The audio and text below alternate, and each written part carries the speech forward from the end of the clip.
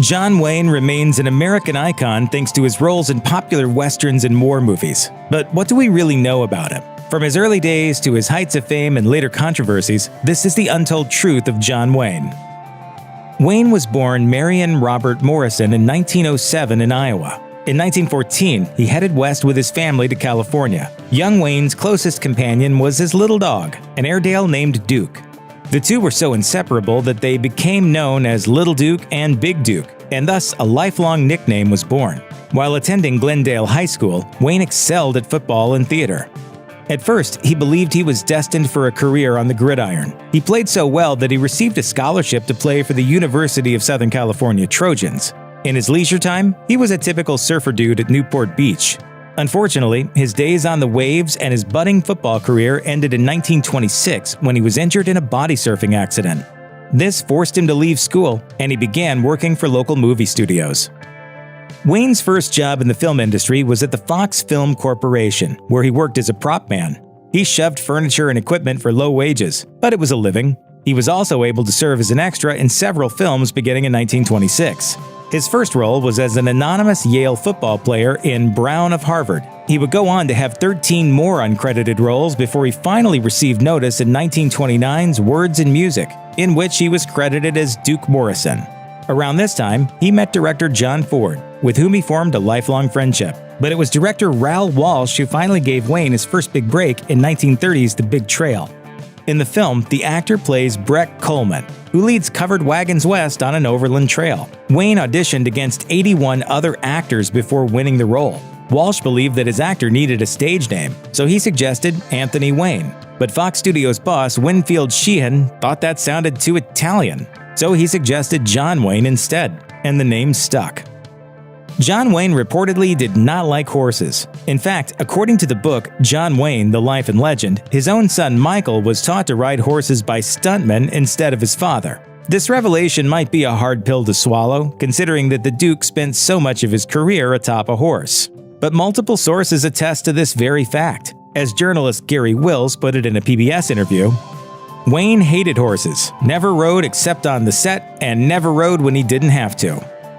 But according to Wayne's son Patrick, his father was actually a terrific horseman. During the filming of 1971's Big Jake, Patrick watched as his dad stayed astride his horse even after it got spooked during a chase scene.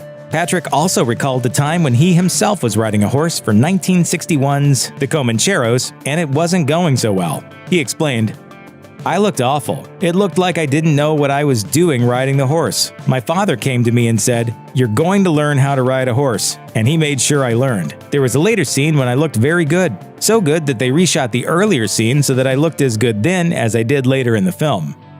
On screen, Wayne's persona was that of the ruggedly handsome man's man. But off camera, he was reportedly somewhat reserved and even awkward around women. Yet he still managed to get married 3 times and have 7 children. He married his first wife, Josephine, in 1933, and out of that union came 4 children. The marriage ended in 1943, though, possibly due to his affair with Marlene Dietrich, his co-star in the films Seven Sinners, The Spoilers, and Pittsburgh. Most biographers blame Dietrich for the affair, which began shortly after she saw Wayne for the first time and reportedly told her agent, "Daddy, get me that." Wayne and Dietrich's affair lasted about 3 years, after which Wayne married his second wife, Esperanza. Their union was marred by jealousy and drunken fights, as well as Wayne's alleged affair with actress Gail Russell.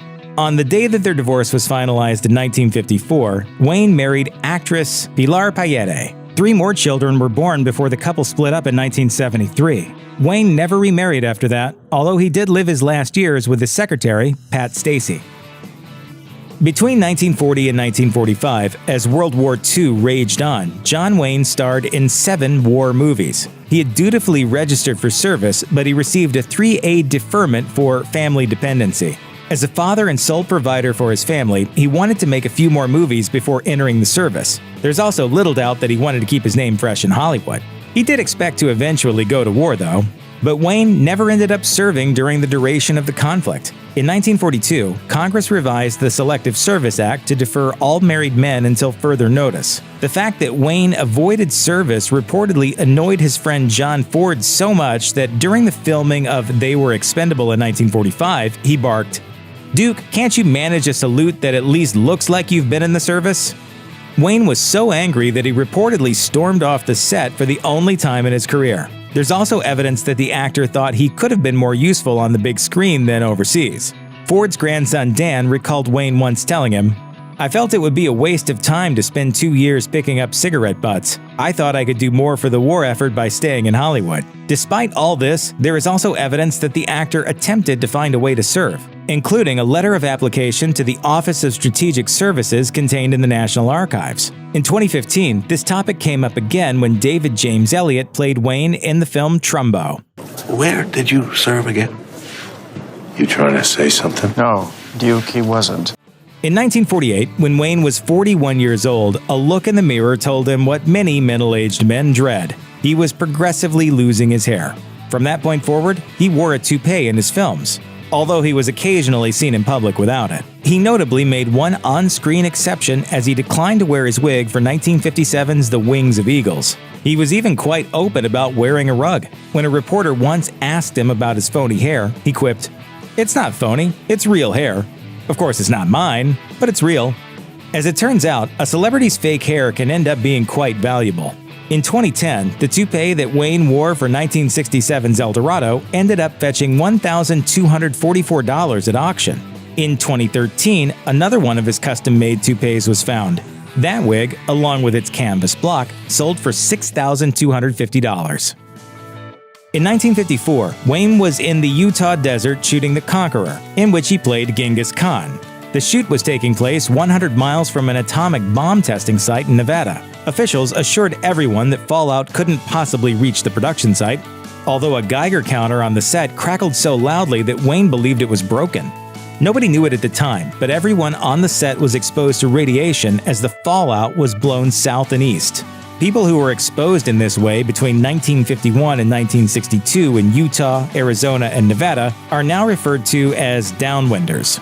In 1964, Wayne was diagnosed with cancer. He lost a lung and some ribs to the disease. He would eventually die from stomach cancer in 1979. His sons Michael and Patrick, who were also on the set of The Conqueror, got cancer as well, though they survived.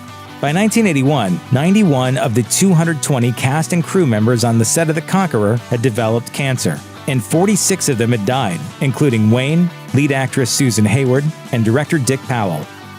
Wayne was friends with many American presidents, including Dwight Eisenhower, John F. Kennedy, Lyndon Johnson, Richard Nixon, Gerald Ford, Jimmy Carter, and Ronald Reagan. He was especially supportive of Nixon, whom he rallied for in the 1960 presidential election. But Wayne was also a good sport. When Kennedy won the election that year, he received a telegram from Wayne expressing his congratulations from the loyal opposition.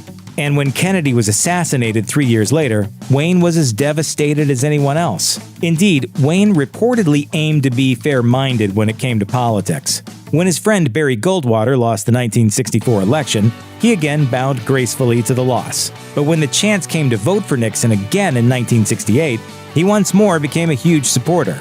The support was reciprocal, as Nixon appreciated that Wayne had a way with the blue-collar voters. After Nixon won the election, the two remained good friends, even when the president became embroiled in the infamous Watergate scandal and subsequently resigned in 1974. He probably should have just stood up at the very beginning and said anybody that's done something wrong will go to jail. He didn't do it soon enough. In 1976, John Wayne appeared on the big screen for the last time in The Shootist, which co-starred Lauren Bacall and Ron Howard. The film was, appropriately enough, about an aging Old West gunman who was dying from cancer. After Wayne's character, J.B. Brooks, is diagnosed as terminal, he chooses to meet his maker in a gunfight. The John Wayne heritage heralds it as being among his greatest performances. Most men, regardless of cause or need, aren't willing. They blink an eye or draw a breath before they pull a trigger. Because Wayne himself had battled cancer, the general public assumed that he still had it during production of The Shootist. The actor was indeed clearly ailing during filming, which was evidenced by his character grunting and groaning as he moved around. In truth, though, Wayne actually didn't have cancer during filming, having kicked his illness back in 1969. He would later suffer a bout with stomach cancer in 1975, but it went into remission before The Shootist was filmed.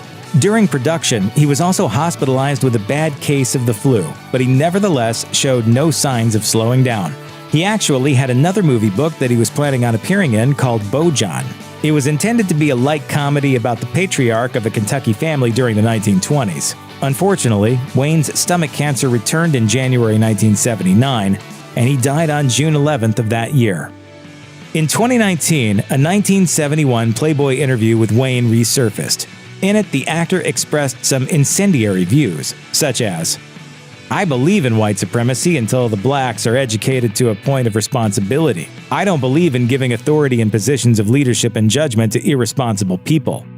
Wayne also voiced his beliefs that black people needed better education opportunities, that the slavery of long ago wasn't his generation's fault, and that taking American land from indigenous people was a matter of survival. As he put it, "I don't feel we did wrong in taking this great country away from Native Americans, if that's what you're asking.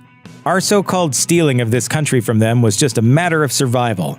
There were great numbers of people who needed new land, and the Indians were selfishly trying to keep it for themselves." I'm sad to see minorities make so much of themselves as a hyphenated American. Wayne also voiced his displeasure with socialism in the interview, saying at one point, "You can't whine and bellyache because somebody else got a good break and you didn't, like these Indians are. We'll all be on a reservation soon if the socialists keep subsidizing groups like them with our tax money." There shouldn't be so much whining and bellyaching. The interview prompted many responses, including some people considering the possibility that John Wayne Airport in Orange County, California should be renamed. Clearly, like many icons of the entertainment industry, Wayne had a controversial side that persists to this day. For almost 100 years, the films of Warner Brothers have captivated audiences around the world. Behind the scenes, however, the studio has found itself at the heart of some of Hollywood's most devastating scandals. These are some of the very worst. Following the runaway success of Marvel's shared cinematic universe, Warner Brothers decided to create their own, using some of the most popular superheroes from DC Comics. Unfortunately, the DC Extended Universe has failed to capture even a fraction of the MCU's wild popularity, and the franchise's earliest movies were the most troubled of all. One of the primary characters from the early run of DCEU movies was the superhero Cyborg, first appearing in Batman vs. Superman: Dawn of Justice, and later returning for Justice League. Actor Ray Fisher has had much to say about his experience with the role, especially during filming on that second movie. On June 29, 2020, Fisher sparked controversy when he accused Justice League director Joss Whedon of acting abusively towards his colleagues during filming. Fisher tweeted, "Joss Whedon's on-set treatment of the cast and crew of Justice League was gross, abusive, unprofessional, and completely unacceptable." Fisher also accused Warner Brothers executives John Berg and Jeff Johns of enabling the director's problematic behavior. Warner Media quickly announced that they would investigate the actor's claims, but the scandal only grew as the studio accused Fisher of being uncooperative during the investigation, after which he provided evidence to the contrary. Fisher's claims were finally vindicated in February 2021 when a number of other actors, including Buffy the Vampire Slayer stars Charisma Carpenter and Sarah Michelle Gellar, levied their own accusations against Whedon. The Me Too movement exposed a number of Hollywood actors, producers, and directors for engaging in inappropriate and even criminal behavior against women in the industry. One such figure was the chairman-CEO of Warner Brothers, Kevin Tsujihara. Tsujihara, who was promoted to the head of the studio in 2013, was found to be having an extramarital affair with actress Charlotte Kirk, and that's just the half of it. The relationship between Kirk and Tsujihara allegedly began through a mutual colleague, Australian businessman James Packer. Packer and Kirk met in November 2012, when he was 45 and soon to be divorced, and she was a 20-year-old struggling actress. The pair soon began a relationship. Packer then introduced Kirk to Tsujihara in September of the following year, and text messages later showed that Packer then coerced the actress into embracing Tsujihara's sexual advances. It was subsequently revealed that, under pressure from Kirk herself, Tsujihara had been promising the actress auditions and roles on a number of Warner Brothers projects. The issue had first been investigated in 2017, but it wasn't until 2019 and the rise of Me Too that the dam finally gave away. Tsujihara resigned from his position in March of that year. John Barrymore was one of the first great American film stars. Sadly, despite being one of Warner Brothers' most enduring and bankable stars, the actor suffered from alcoholism all his life, an illness that would eventually destroy the pristine image he had established in Hollywood. Nicknamed the Great Profile, Barrymore was a star of both stage and film. His parents, Maurice and Georgiana, were stage actors, while his siblings, Ethel and Lionel Barrymore, both found stardom in Hollywood. Unlike their brother, Ethel and Lionel even won Oscars during their careers, but neither achieved quite the level of critical recognition that he did. Barrymore found his greatest success in the silent movie era and with the talkies that followed in the 1920s and 30s. He had mastered the world of theater decades earlier, however, and it was during that time he famously took on the lead roles in Shakespeare's Hamlet and Richard III. To be or not to be, that is the question. Throughout both of those periods, however, Barrymore's excessive drinking and outrageous behavior gradually destroyed both his reputation and his health. Toward the end of his life, Barrymore declared bankruptcy and was forced to turn to radio in an attempt to make a financial comeback.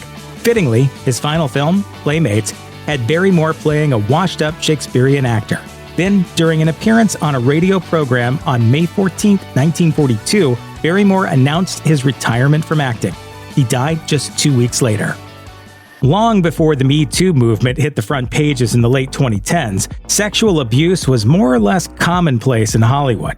Combine a horde of inflated celebrity egos and nearly unlimited power with an awestruck fan base and actors desperate for work, and a culture of harassment is almost bound to be the result. That being said, when Warner Brothers star Errol Flynn was put on trial for unlawful sex with a minor in 1943, the scandal quickly became front-page news.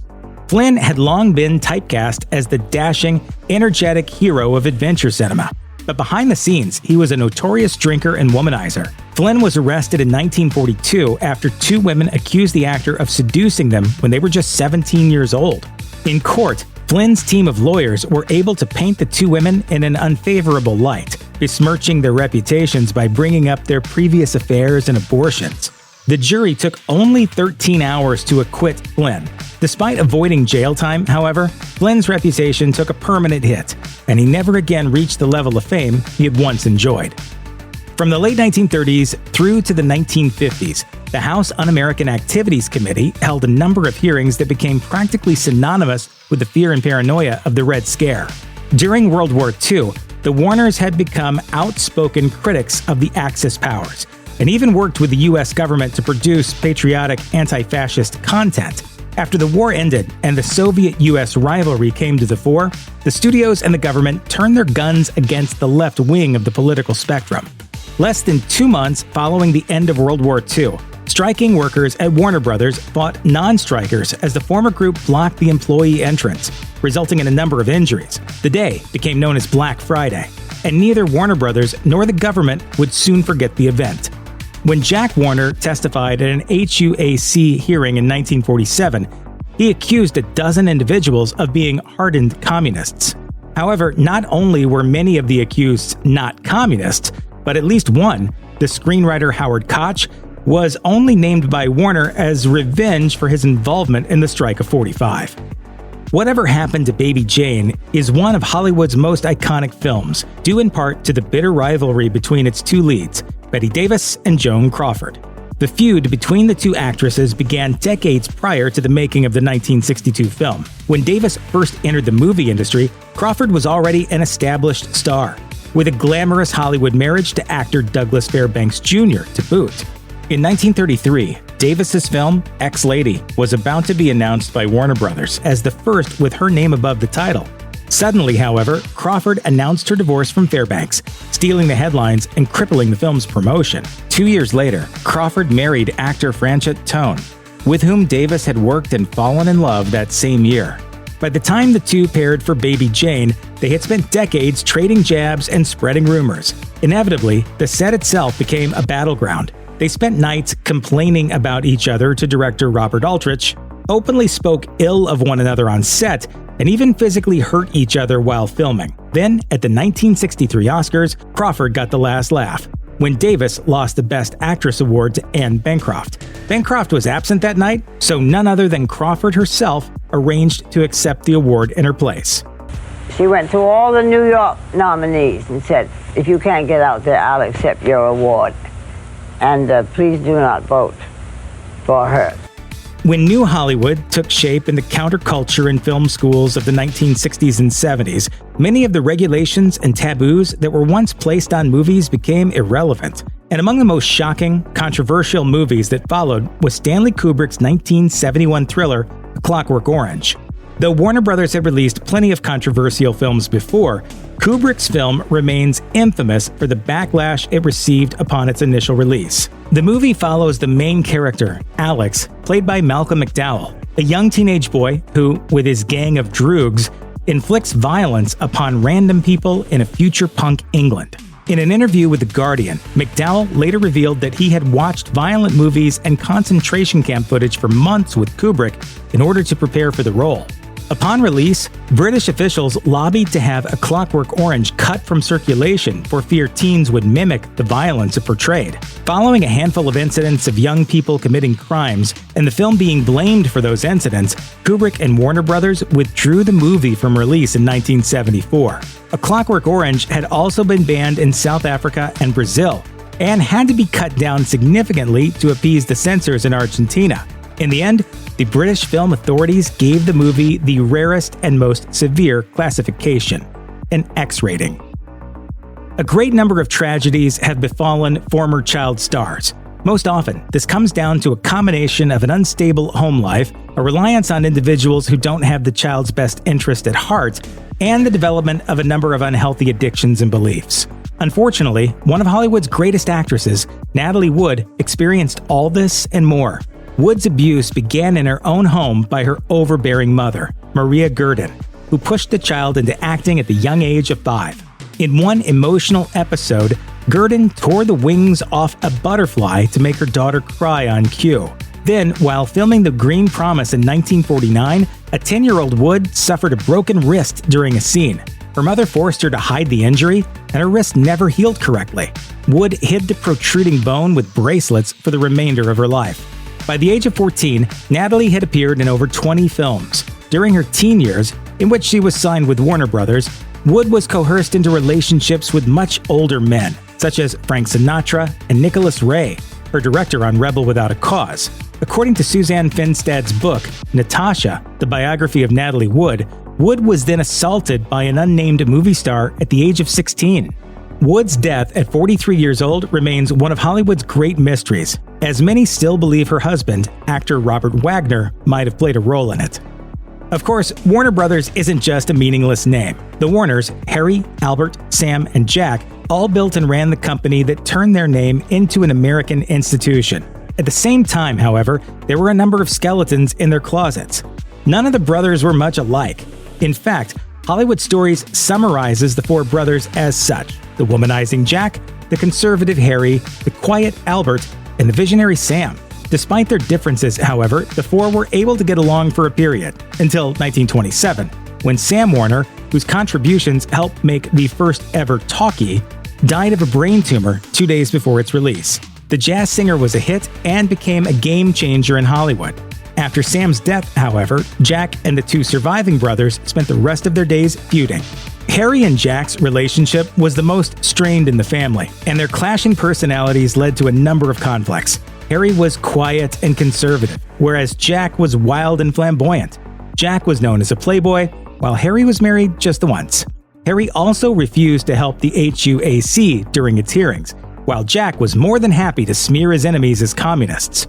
Their relationship finally came to an abrupt end when Jack tricked Albert and Harry into selling their shares of the company, just so Jack could buy it all and become the head. After that, the brothers never spoke again. Charismatic actress and singer Annette Funicello was an incredible phenomenon in the 1950s and 1960s, yet there are things her fans may not know about her. This is the untold truth of Annette Funicello. Annette Funicello was only 12 years old when she was offered a chance to be a part of Disney's children's TV show, The Mickey Mouse Club. In fact, she was chosen by Walt Disney himself out of 200 kids at the audition.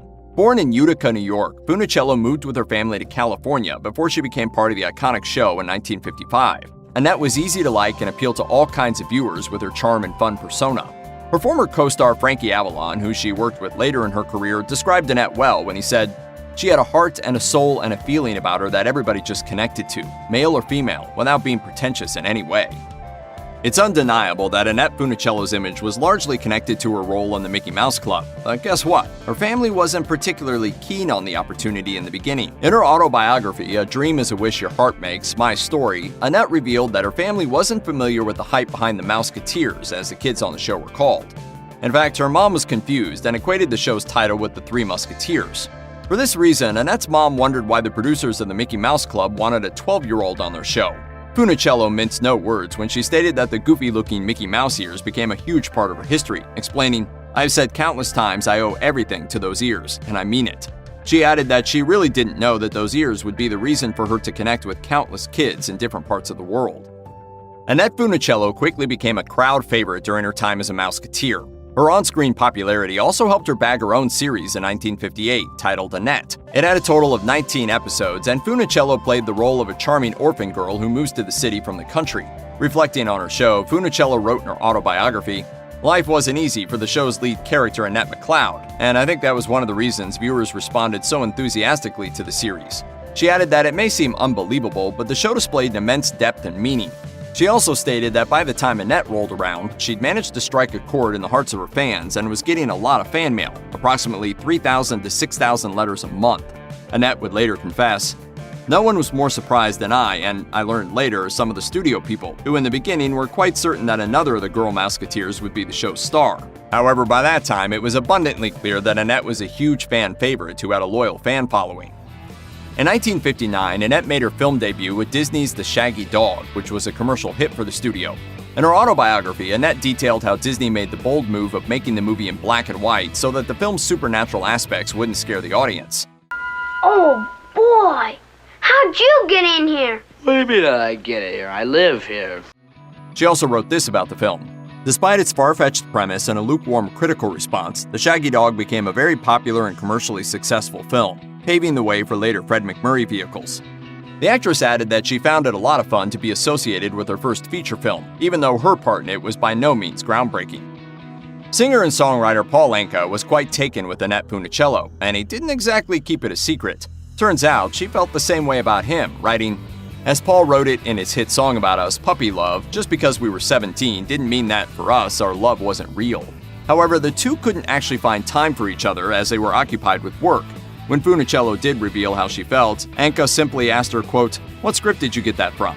And yet, it is undeniable that the two had a history and absolutely courted each other. When NPR asked Funicello about it years later, she explained that the pair once had a conversation about their relationship. Anka told her that it was a pity that everyone referred to their romance as puppy love and didn't understand how deeply the two felt for one another. Anka was then inspired to write the song that ended up becoming a popular hit. Anka remembered the actress after she passed away, saying, "Annette was a star from the time she was 12 years old, and I met her shortly after. In addition to her talent, she was self-possessed, determined, had incredible integrity, and was loved by everyone." According to the New York Times, Walt Disney was approached by people from American International Pictures to get Annette Funicello to be a part of a beach film. He believed it would essentially be good, clean fun, but did advise the young actress to avoid showing too much skin, particularly her navel. She agreed and respected Disney's suggestion. Her first beach movie was Beach Party in 1963, in which she worked with Frankie Avalon. The two would go on to make more beach movies together. Funicello revealed in A Dream is a Wish Your Heart Makes, My Story, that she caught flack for complying with Disney's advice about not showing her navel on screen. She wrote that while most colleagues understood where she was coming from, a director or producer would inevitably ask her to put on something more revealing. She remained adamant, however, and always shot back that her conservative clothing choices were hers and hers only. Ultimately, Funicello did enjoy working on the Beach Party films and mentioned that she actually got to make many friends through these projects. Man, Bonet's really swinging. I do believe. Annette ended up falling for her agent, Jack Gilardi, and married him in 1965. The pair met while working on the movie Babes in Toyland and ended up falling for each other. Gilardi was Funicello's manager and agent for many years until they decided to get divorced in 1981. Funicello reflected on falling in love with Gilardi, writing in her autobiography, "We had known each other as manager and client and as friends. One evening, I don't know what happened. He looked at me, I looked at him, and suddenly we knew we were in love." After that marriage ended, the actress found love again when she met a racehorse trainer named Glenn Holt. The couple were together until her death in 2013. In the late 1980s, Annette was diagnosed with multiple sclerosis, an illness that would have a major impact on her life over the next 25 years. The New York Times revealed that Funicello was optimistic and wouldn't get bogged down by her diagnosis, starting a charity instead to help others zero in on a cure. Annette didn't reveal her illness until 1992, when she realized it was important to issue a public announcement. Around that time, she was being forced to endure unkind speculations about the fact that she found it difficult to walk. According to The Guardian, some people wondered whether she was an alcoholic. Annette's condition was rather severe, and she eventually started using a wheelchair to get around. Her husband, Glenn, later revealed that he'd assured her that he'd always help her with anything she needed. Annette Funicello was no victim, though. She studied her illness, trying to learn as much as she could. She wrote that no doctor in the world could predict whether a patient with multiple sclerosis would worsen in a few years. Moreover, Funicello was open with her kids about her illness, making sure she read up on it so that she was equipped to alleviate her children's doubts and answer their questions. In March 2011, Annette and her family went through a scary experience when their California house caught fire. The actress showed symptoms of smoke inhalation and had to be rushed to a hospital where she was immediately treated. Funicello was 68 at the time of the incident, and it was believed that she, Holt, and a nurse escaped from the burning house after it caught fire. Corliss Foster, a friend and neighbor, believed that Holt must have helped his wife get out before things escalated, saying in an interview, "Glenn must have gotten her out of the house and put her in the backyard." Thankfully, no one suffered serious injuries and everyone was believed to be stable. The blaze was rather intense when firefighting authorities reached the scene and began working to put out the fire. According to Today, the fire began in the morning, and it took firefighters around a half hour to extinguish the blaze completely. Unfortunately for Funicello, life got harder in her twilight years. Her illness worsened, and her symptoms became more intense. She needed full-time help to get by, and it was difficult for her to manage her daily activities alone. She was fed through a tube and had to be taken care of 24/7. Funicello and her husband were optimists, however. Glenn Holt always believed that he'd see his wife get better one day and also fought to get her access to experimental treatment options to reduce the severity of her symptoms. Working against Annette, however, was the fact that her diagnosis came at a time when not much was known about her illness. This made it harder to stop the disease from progressing as much as it did over the years. Videos taken in her later years show the actress struggling to move. It is believed that her cognitive functions probably remained unaffected, even as she fought to move and express herself. Dr. Rock Heyman, director of the Pittsburgh Institute for MS Care and Research at the University of Pittsburgh Medical Center, stated that he had witnessed many patients with the illness remain intellectually unaffected. As Dr. Heyman explained in an interview, "I have seen patients who are unable to move their arms or legs that are still intellectually active." When Annette Funicello passed away in April 2013 at the age of 70, her death was mourned by many across the world who remembered her for the unique person she was. Her devastated children released a statement which said, "We are so sorry to lose Mother. She is no longer suffering anymore and is now dancing in heaven. We love and will miss her terribly." Disney's chairman Bob Iger also paid a tribute to the actress and said that she'll forever be a huge part of the Disney family. He added that Funicello will always be celebrated as one of Disney's most talented stars, one who managed to inspire a whole generation with her talent and unique personality. Iger called Annette a beautiful person and added that she confronted her physical challenges with grace and dignity. Frankie Avalon also remembered his former co-star and said that the country had lost one of its sweethearts. Avalon went on to say that he felt lucky to have been friends with the actress and to have worked with her on so many projects. I mean, I just pray for her every day, and I'm sure millions of people do the same thing. In a moving statement, Avalon wrote, "Annette will live on forever. I will miss her, and the world will miss her." Hollywood was determined to keep the image of its stars intact. Having a marketable image led some stars to fame and fortune, but keeping up appearances demanded a lot from them. Let's look at the rules old Hollywood stars had to follow. As the Roaring '20s kicked off and movie studios flocked to Hollywood, they released their talent scouts into the wild, searching for fresh faces to turn into stars. They would then contract these aspiring actors for years. All of this was done to protect a major studio's economic interests. These contracts meant an actor would only work with a single studio, locking them down for years. In the beginning, it seemed that these stars were handsomely paid. Some stars even made as much as $5,000 a week. But as an actor's popularity grew, their salary didn't rise, and that was all thanks to the contracts put in place. It wasn't just actors who were placed under contract. Nobody was exempt. You're under contract, you're going to stay that way. Anything you write is going to be the property of Capitol Pictures, and Capitol Pictures is not going to produce anything you write. Even directors, writers, producers, cinematographers, art directors, and technicians were asked to sign on a dotted line. This practice made everything in the production stage that much easier, even if it meant that some of the props and sets were a bit more inferior than they could have been. What do Judy Garland, Marilyn Monroe, and Natalie Wood all have in common? Their legendary A-list names were all created by the studios that built them into the stars they're remembered as today. During the time of Hollywood's golden age, it was standard practice for an actor's name to be changed, and the reasons were endless. While Gilda lead Rita Hayworth was viewed as an all-American bombshell, her birth name was Margarita Casino. Her father was Spanish, while her mother was Irish-American. Forced to change her name to appear more Anglo-sounding, her transformation completely whitewashed her ethnicity. Joan Crawford, on the other hand, was born Lucille Lesueur. Her name change came by way of an MGM studio executive who declared that her last name reminded him of a sewer. Crawford allegedly loathed her given stage name, which reminded her of a crawfish. But it wasn't just female screen stars who had their names changed. Men weren't excused from this practice either. Cary Grant, for example, was actually Archibald Alexander Leach and was given his new identity by Paramount Studios. Louis B. Mayer, co-founder of Metro-Goldwyn-Mayer Studios, once declared, "A star is made, created, carefully and cold-bloodedly built up from nothing." Sure enough, that's precisely what Hollywood was doing during its golden age. The iconic producer noted that all he initially looked for in a future star was their face and if they could look good on camera. In his opinion, he could do the rest. Sure enough, future A-listers had to be willing to change their appearance and sometimes their entire image. Along with changing her original Hispanic last name, Rita Hayworth also went through a rigorous physical change. She was subject to years of electrolysis to change her hairline. Marilyn Monroe was manufactured into the blonde bombshell she's forever remembered as. Born Norma Jean Mortensen, Monroe actually had dark brown curls when she first began her climb to Tinseltown's elite.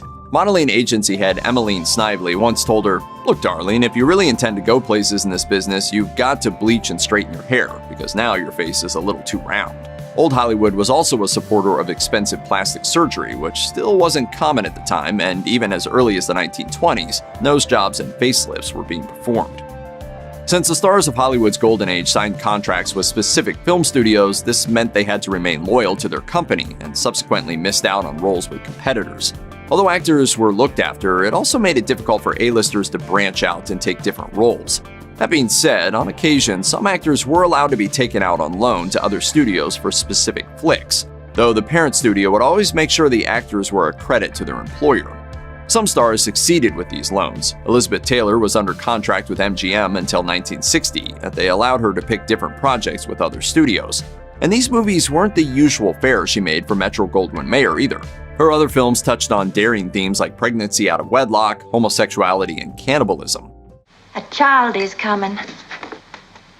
Sired by brick out of Maggie the cat.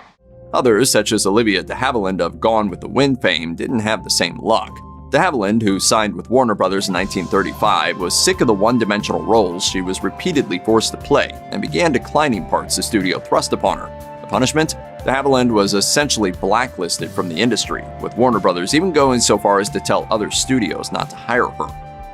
Being locked into long-term contracts with their studios, actors had virtually no say when it came to whatever roles were assigned to them. While many stars were unwilling to go against the system, Olivia de Havilland boldly decided to rebel against Warner Brothers, making a legendary change to the Hollywood system. In an interview, de Havilland said, "What bothered me was playing one-dimensional parts in films. Those roles were intended simply to fill the routine function of the girl." As such, the A-lister began declining roles and found herself basically suspended from the studio without pay. De Havilland didn't have an on-screen role for almost 2 years during the prime of her career. Yet de Havilland was relentless, and with the knowledge that her lawyer father gave her, she took Warner Brothers to court and won. The result was the de Havilland Law, a 7-year rule on contracts that ultimately helped destroy the old studio system. Although appearances meant practically everything in old Hollywood, that doesn't mean that just any pretty face could act. Studios were willing to dish out big bucks for acting classes for their aspiring A-listers. Shirley Temple revealed a great deal in her book Child Star. For instance, while she was still a rising star in Tinseltown in the early 30s, Fox executive Winfield R. Sheehan gave her and her mother some blunt news. Due to the youngster's potential, the studio demanded she take acting lessons, even if they risked the expensive price tag to do so. Ava Gardner was also asked to take classes after signing her initial contract with MGM. When she did her first screen test with the studio, an official allegedly declared that she couldn't act or talk, but that she was still sensational. Along with her acting lessons, a Mogambo star was also asked to take vocal lessons to get rid of her southern accent. Vocal training was also given to Lauren Bacall, and it paid off. Her low, seductive voice became her signature. As the star revealed in her memoir, By Myself, director Howard Hawks was the one who instructed her to read out loud by herself and keep her voice in a lower register. In Hawks' incredibly sexist view, there was nothing more grating than an excited woman speaking in a higher register. It's no secret that old Hollywood stars were usually typecast. What? Bobby Doyle, do you really think so? After all, he's a dust actor. The man barely knows how to talk. It turns out that sometimes their entire image was carefully crafted too. Studios' publicity departments went to great lengths to create backstories for their future A-listers. Joan Crawford had a very rough childhood, yet MGM made sure to completely hide her past, even telling the press that she came from an upper-class family. Backstories and lies continued well into an actor's career. When Judy Garland became pregnant, MGM didn't want to ruin her innocent image, so they ordered her to take more drugs after her weight gain, all while her publicist dished to the tabloids that she ate like a truck driver. If anything, at least the actors were self-aware of the inevitable truth that they were typecast. Rita Hayworth couldn't shake off her femme fatale image, causing her to lament that, "Every man I knew went to bed with Gilda and woke up with me." The golden age of Hollywood churned out movies at a meteoric rate. Over 7,500 feature films were made by studios between 1930 and 1945. Of course, to produce that many features, actors were pushed to the brink of exhaustion since there was no limit put in place on how much a star could work. The solution that studios used to keep their A-listers working was simple: feed them pills. As 20th Century Fox Dr. Lee Siegel explained in Goddess, The Secret Lives of Marilyn Monroe, it was the norm to use pills as a tool to keep stars working, adding that by the early 50s, everyone was using pills. Perhaps the most well-known example of this exploitation was Judy Garland. The Wizard of Oz star only had one day off a week, sometimes working 18-hour shifts filled with singing and dancing. To keep her awake, studios fed her amphetamine uppers, while in the evening she was given sleeping pills. Tragically, when Garland tried calling in sick or tried going to therapy or the hospital, the filming delays came out of her paycheck. At one point, she owed MGM $100,000. At the age of 47, Garland died of a drug overdose. There's a reason why every female star from Hollywood's golden age had a slim figure. They weren't allowed to gain weight. Gaining weight was forbidden when a star signed their contracts. Fresh faces were closely examined by executives and then sometimes given a dietitian before a studio would begin heavily promoting their work. Studios weren't discreet with what they expected from their A-listers, sometimes even acting downright cruel. Judy Garland was nicknamed a fat little pig with pigtails by MGM executives, with studio head Louis B. Mayer demanding the actor, quote, consume only chicken soup, black coffee, and cigarettes along with pills. Swedish-born actor Greta Garbo was also hit with a blunt realization when she made it to Hollywood in 1925. Mayer allegedly told her that, in America, we don't like fat women. Along with dieting, female actors also had to try and remain active. Marilyn Monroe was keen on weightlifting. Speaking to Pageant in 1952, the actor revealed, I spend at least 10 minutes each morning working out with small weights. While the movies made during Hollywood's golden age were filled with glitz and glam and A-listers swooning for one another, behind the scenes, a fairy tale ending wasn't that easy to come by. It turns out, studios had a lot of say when it came to an actor's love life. When Boys Town star Mickey Rooney went to MGM and declared he was going to marry Ava Gardner in 1952, studio head Louis B. Mayer bluntly forbade it. I think we're just pals who might be something more sometime in the future. You gotta ask Mr. Mayer. I think it's just pals. Although Rooney was eventually allowed a very private wedding, others weren't as lucky. According to Scandals of Classic Hollywood, there was a rumor that Jean Harlow couldn't marry William Powell because MGM had written a clause into her contract that said she could never get married. For gay actors, it was even more challenging. Studios would arrange marriages between gay, lesbian, and bisexual actors to hide their actual sexual orientation. Before World War II, female fashion was drastically different in America. While French designer Coco Chanel slowly started integrating menswear such as pants for women in the late 1920s, things were still strict across the pond. In fact, in 1938, a woman in Los Angeles was sent to jail for 5 days for wearing trousers in a courtroom. Hollywood was no different. A 1933 article published in Movie Classic magazine claimed that studios gave out official orders that their women stars should not be photographed in male attire or quoted on the subject. Even Marlene Dietrich, who came to Tinseltown from Germany, wasn't exempt. One story saw her getting turned away from the trendy Brown Derby restaurant in Hollywood simply for wearing pants. It was the Philadelphia story star Katharine Hepburn that helped abolish Hollywood's strict dress code. The actor refused to comply and act as a cookie-cutter starlet, and when RKO's costume department stole her pants one day, she walked around the studio in her underwear. Naturally, Hepburn got her pants back, slowly paving the way for her peers. With so many rules set in place by old Hollywood studios to keep their stars in check, one must wonder how on earth didn't they miss anything that happened behind closed doors? Ingeniously and callously, the studios hired spies. The spies could be anyone from waiters to janitors that compiled reports on various actors for the studio. As detailed in Get Happy, The Life of Judy Garland, Garland's assistant, Betty Asher, was fooling her for years. As Garland herself once shared, Asher would report to MGM once a week, detailing exactly who the actor would see, her eating habits, and if she was out too late in the evening. Garland reflected that, "I can remember crying for days after I found out what she was doing to me." It wasn't just screen stars who had their lives painstakingly scrutinized. Movie directors were also watched closely while a film was in production to make sure the studio's best interests for the flick were going according to plan. To do this, filmmakers were spied on by production assistants, line producers, and script clerks. The cast of Mary Poppins wasn't practically perfect in any way. Julie Andrews swore like a sailor on set, while Dick Van Dyke struggled with alcoholism. Keep watching to learn the truth about their relationship. Julie Andrews wasn't the celebrated Tinseltown star and dame of the British Empire she is today when she starred in Mary Poppins. Born in England in 1935 to a family of performers, the actor found her first big break on stage in the latter half of the 1940s, before traveling across the pond and snagging the role of Eliza Doolittle in the musical My Fair Lady in 1956. That earned her first Tony nomination. In 1960, she snagged her second Tony nomination for her lead role in the musical Camelot. But she still struggled to make the transition to Hollywood, as studio executives viewed her as a stage actress only. As a result, she was passed over for the lead in the film adaptation of My Fair Lady, which instead went to Audrey Hepburn. Walt Disney, though, believed in Andrews and offered her the lead in Mary Poppins. Andrews declined at first as she was pregnant, but Disney offered to wait for her, finding her the perfect partner in TV star Dick Van Dyke. Because of Hollywood attitudes, when Andrews began filming Mary Poppins in 1963, it was still her first film. In 2008, Andrews noted in her book, Home, a Memoir of My Early Years, that she quickly learned how different acting in front of a camera was as opposed to on stage. The first scene she shot was the Jolly Holiday song and dance sequence, with her co-star Dick Van Dyke as Bert. As Andrews wrote, the beginning of the scene was simple. Mary Poppins, you look beautiful. Do you really think so? Preparing for the scene, though, was anything but simple.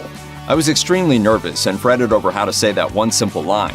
In the end, I simply said the words and hoped for the best. Van Dyke, at least, immediately knew that his co-star was destined for greatness. In 1974, he told Dick Cavett that he was sure she was going to be a star. And nobody knew who she was, and I thought at that time, just you wait.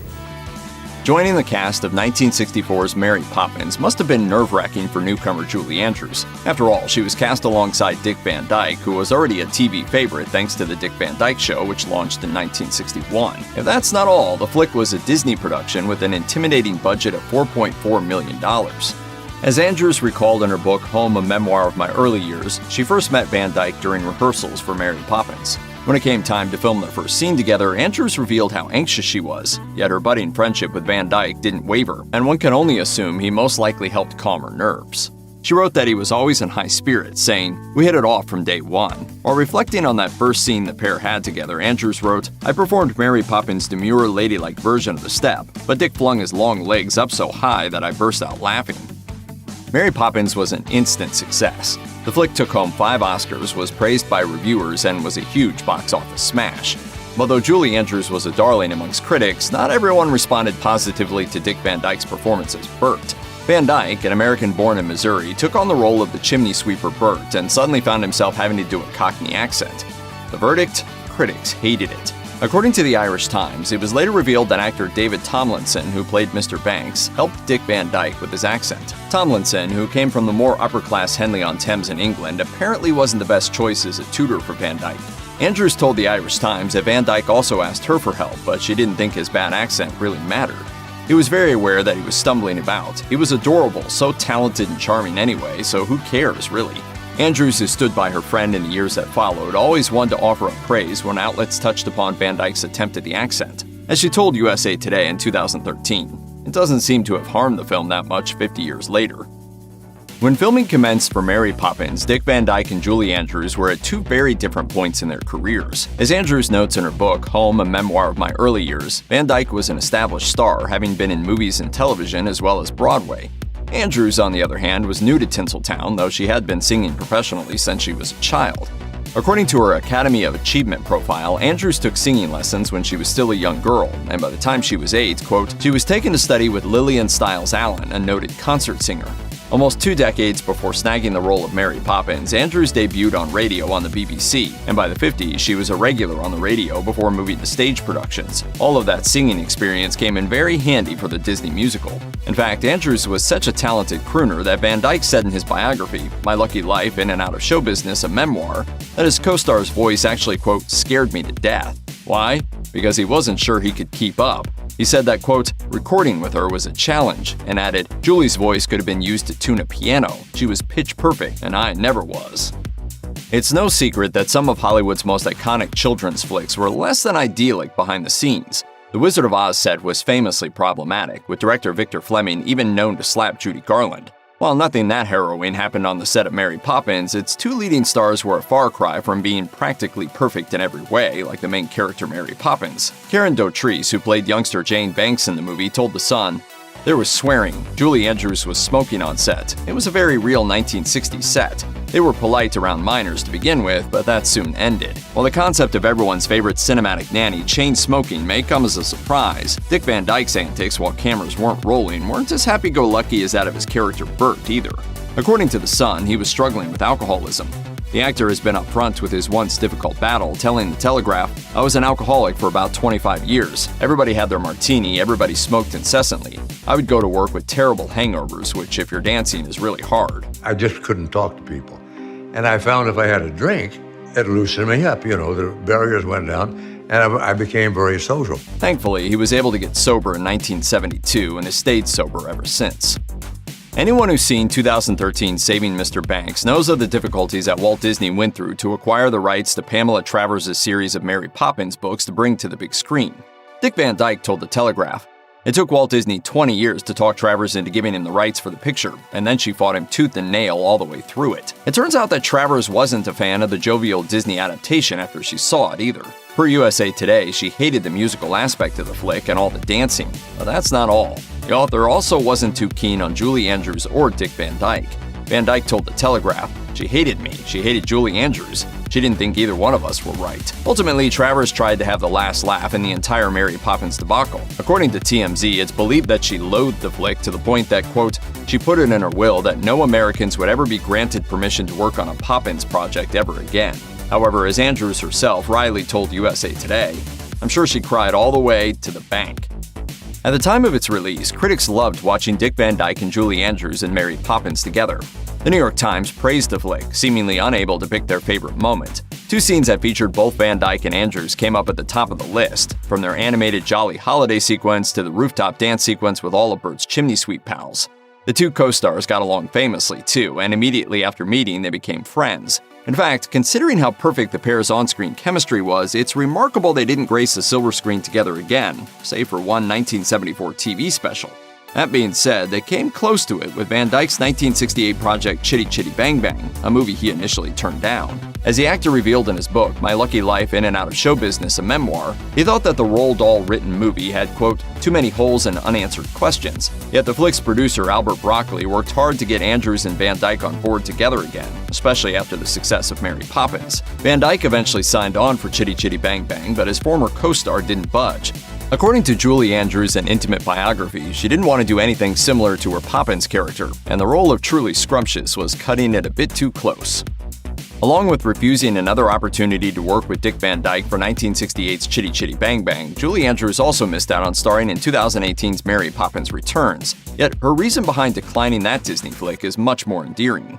Mary Poppins Returns sees the Banks children all grown up with children of their own, and getting a surprise visit from Mary Poppins herself, this time played by Emily Blunt. And fans got a surprise as well, a guest appearance by Dick Van Dyke. Besides playing Bert in the original Poppins flick, Van Dyke also played antagonist Mr. Dawes Sr., George Banks' boss, with layers of makeup applied to appear very elderly. In the 2018 sequel, Van Dyke took on the role of Dawes' son, and this time in his 90s he needed no help to recreate the same look. According to Entertainment Weekly, when the iconic actor heard a sequel was in production, his first thought was, quote, "Can I be in it?" It turns out, director Rob Marshall was such a fan of Van Dyke's he needed no convincing. As for Andrews, Marshall also approached her to make an appearance in the film, but her immediate answer was a resounding no. As the director revealed at the movie's premiere via Variety, she said, "This is Emily's show and I want her to run with this. I don't want to be on top of that." In his book, My Lucky Life in and Out of Show Business, a memoir, Van Dyke called Andrews a perfect partner in the movie, praising her personality and talent. He wrote, "She was a lady first and foremost, but she also had a great whimsical sense of humor." Van Dyke also praised how easy it was to work with Andrews and claimed she never once complained, and they have remained close friends all through the decades. In December 2013, for instance, the two longtime pals had the red carpet reunion 50 years later during the premiere of Saving Mr. Banks. And in 2021, at the 43rd Annual Kennedy Center Honors in Washington, D.C., then 95-year-old Dick Van Dyke was celebrated for his lifetime in the entertainment industry. Julie Andrews, at the age of 85, was the one who introduced her Mary Poppins co-star. Andrews said Van Dyke was just as magical as Mary Poppins. She said, "Dick seems to have found the secret to happiness. He's an artist, a one-man band, a profound philosopher, a high-stepping showman, and spreader of charm. Good luck does rub off when he shakes hands with you." And Van Dyke has fond memories of his time on the 1964 children's flick, too. He told Today that same year that Mary Poppins is the movie he's, quote, "most proud of." As for any plans of quitting acting now that he's well into his 90s, not a chance. He said, "I don't think I'll ever retire unless they make me." How did a dancer dismissed as having big hands, big ears, a weak chin, and no acting ability go on to inspire Jackie Chan and the Beatles? And why did his more talented sister disappear from the spotlight? Keep watching to find out the truth of Fred Astaire. Fred Austerlitz was born in 1899 and began his career as a child, performing with his sister Adele. This was encouraged by their mother, who fantasized about leaving Omaha, Nebraska, and building a better life. According to the biography Fred Astaire, the story started with Adele, who started taking dancing lessons as a child. She was the main driver behind all the effort put into the kids' upbringing. Fred just went along with it, mimicking his sister. After the siblings moved to New York with their mother to pursue their stage careers, the only person they knew was a dance teacher, who suggested they change their name from Austerlitz to Astaire. Their first appearance on Broadway took place in the show Over the Top in 1917, and their stage careers continued well into the 1920s, with musicals such as Lady Be Good and Funny Face. But they didn't really hit it big, so they moved to London, where they lived from 1928 to 1932. There, they achieved success on the West End, regularly performing for many important people, including Winston Churchill, the royal family, and Lord Charles Cavendish. Adele and Fred's last performance took place in 1932, just before Adele got married to Cavendish and ended her career for good. Fred always regretted losing Adele as a dance partner, and he decided he would dance as a soloist from then on. When the doors of Hollywood opened to a wider set of talents, including dancers and musicians in 1927, Fred and Adele Astaire were ready.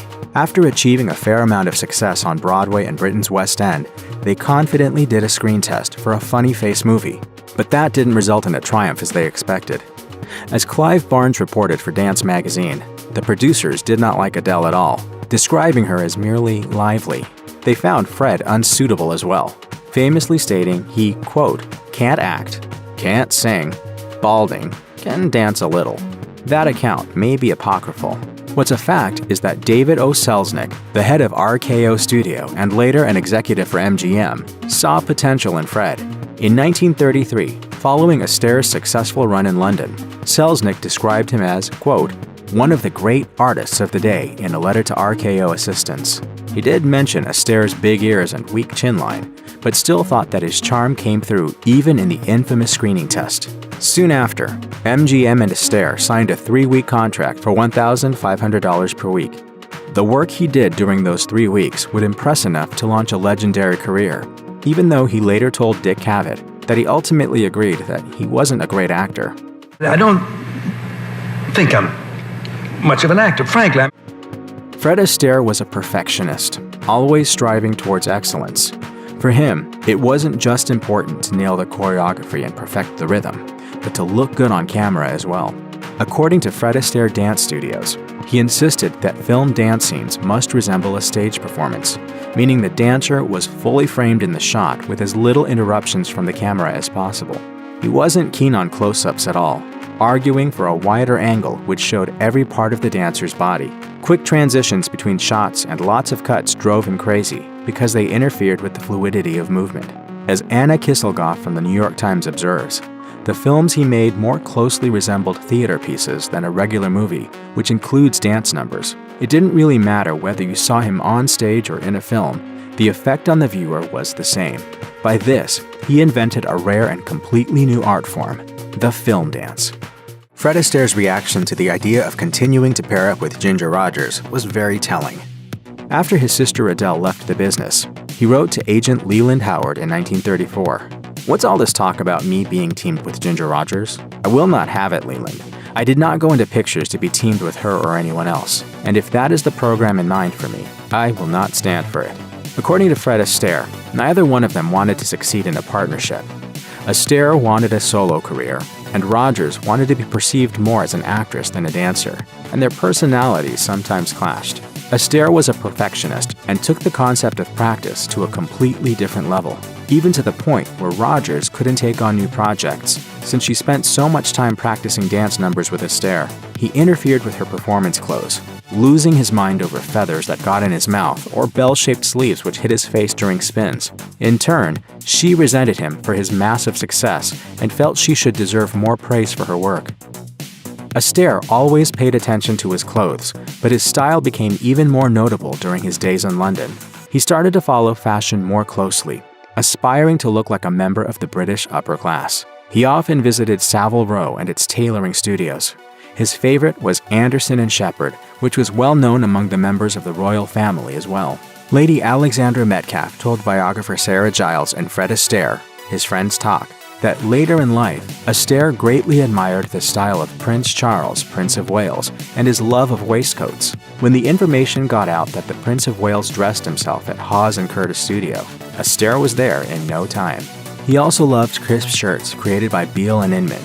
According to the Victoria and Albert Museum in London, Astaire often used his own suits in movies. When he tried out the suits, he always performed some dance steps to confirm that the suit was suitable for dancing, and the tailoring stayed perfect even while moving around. The suits had to be made in a special way to allow more flexibility.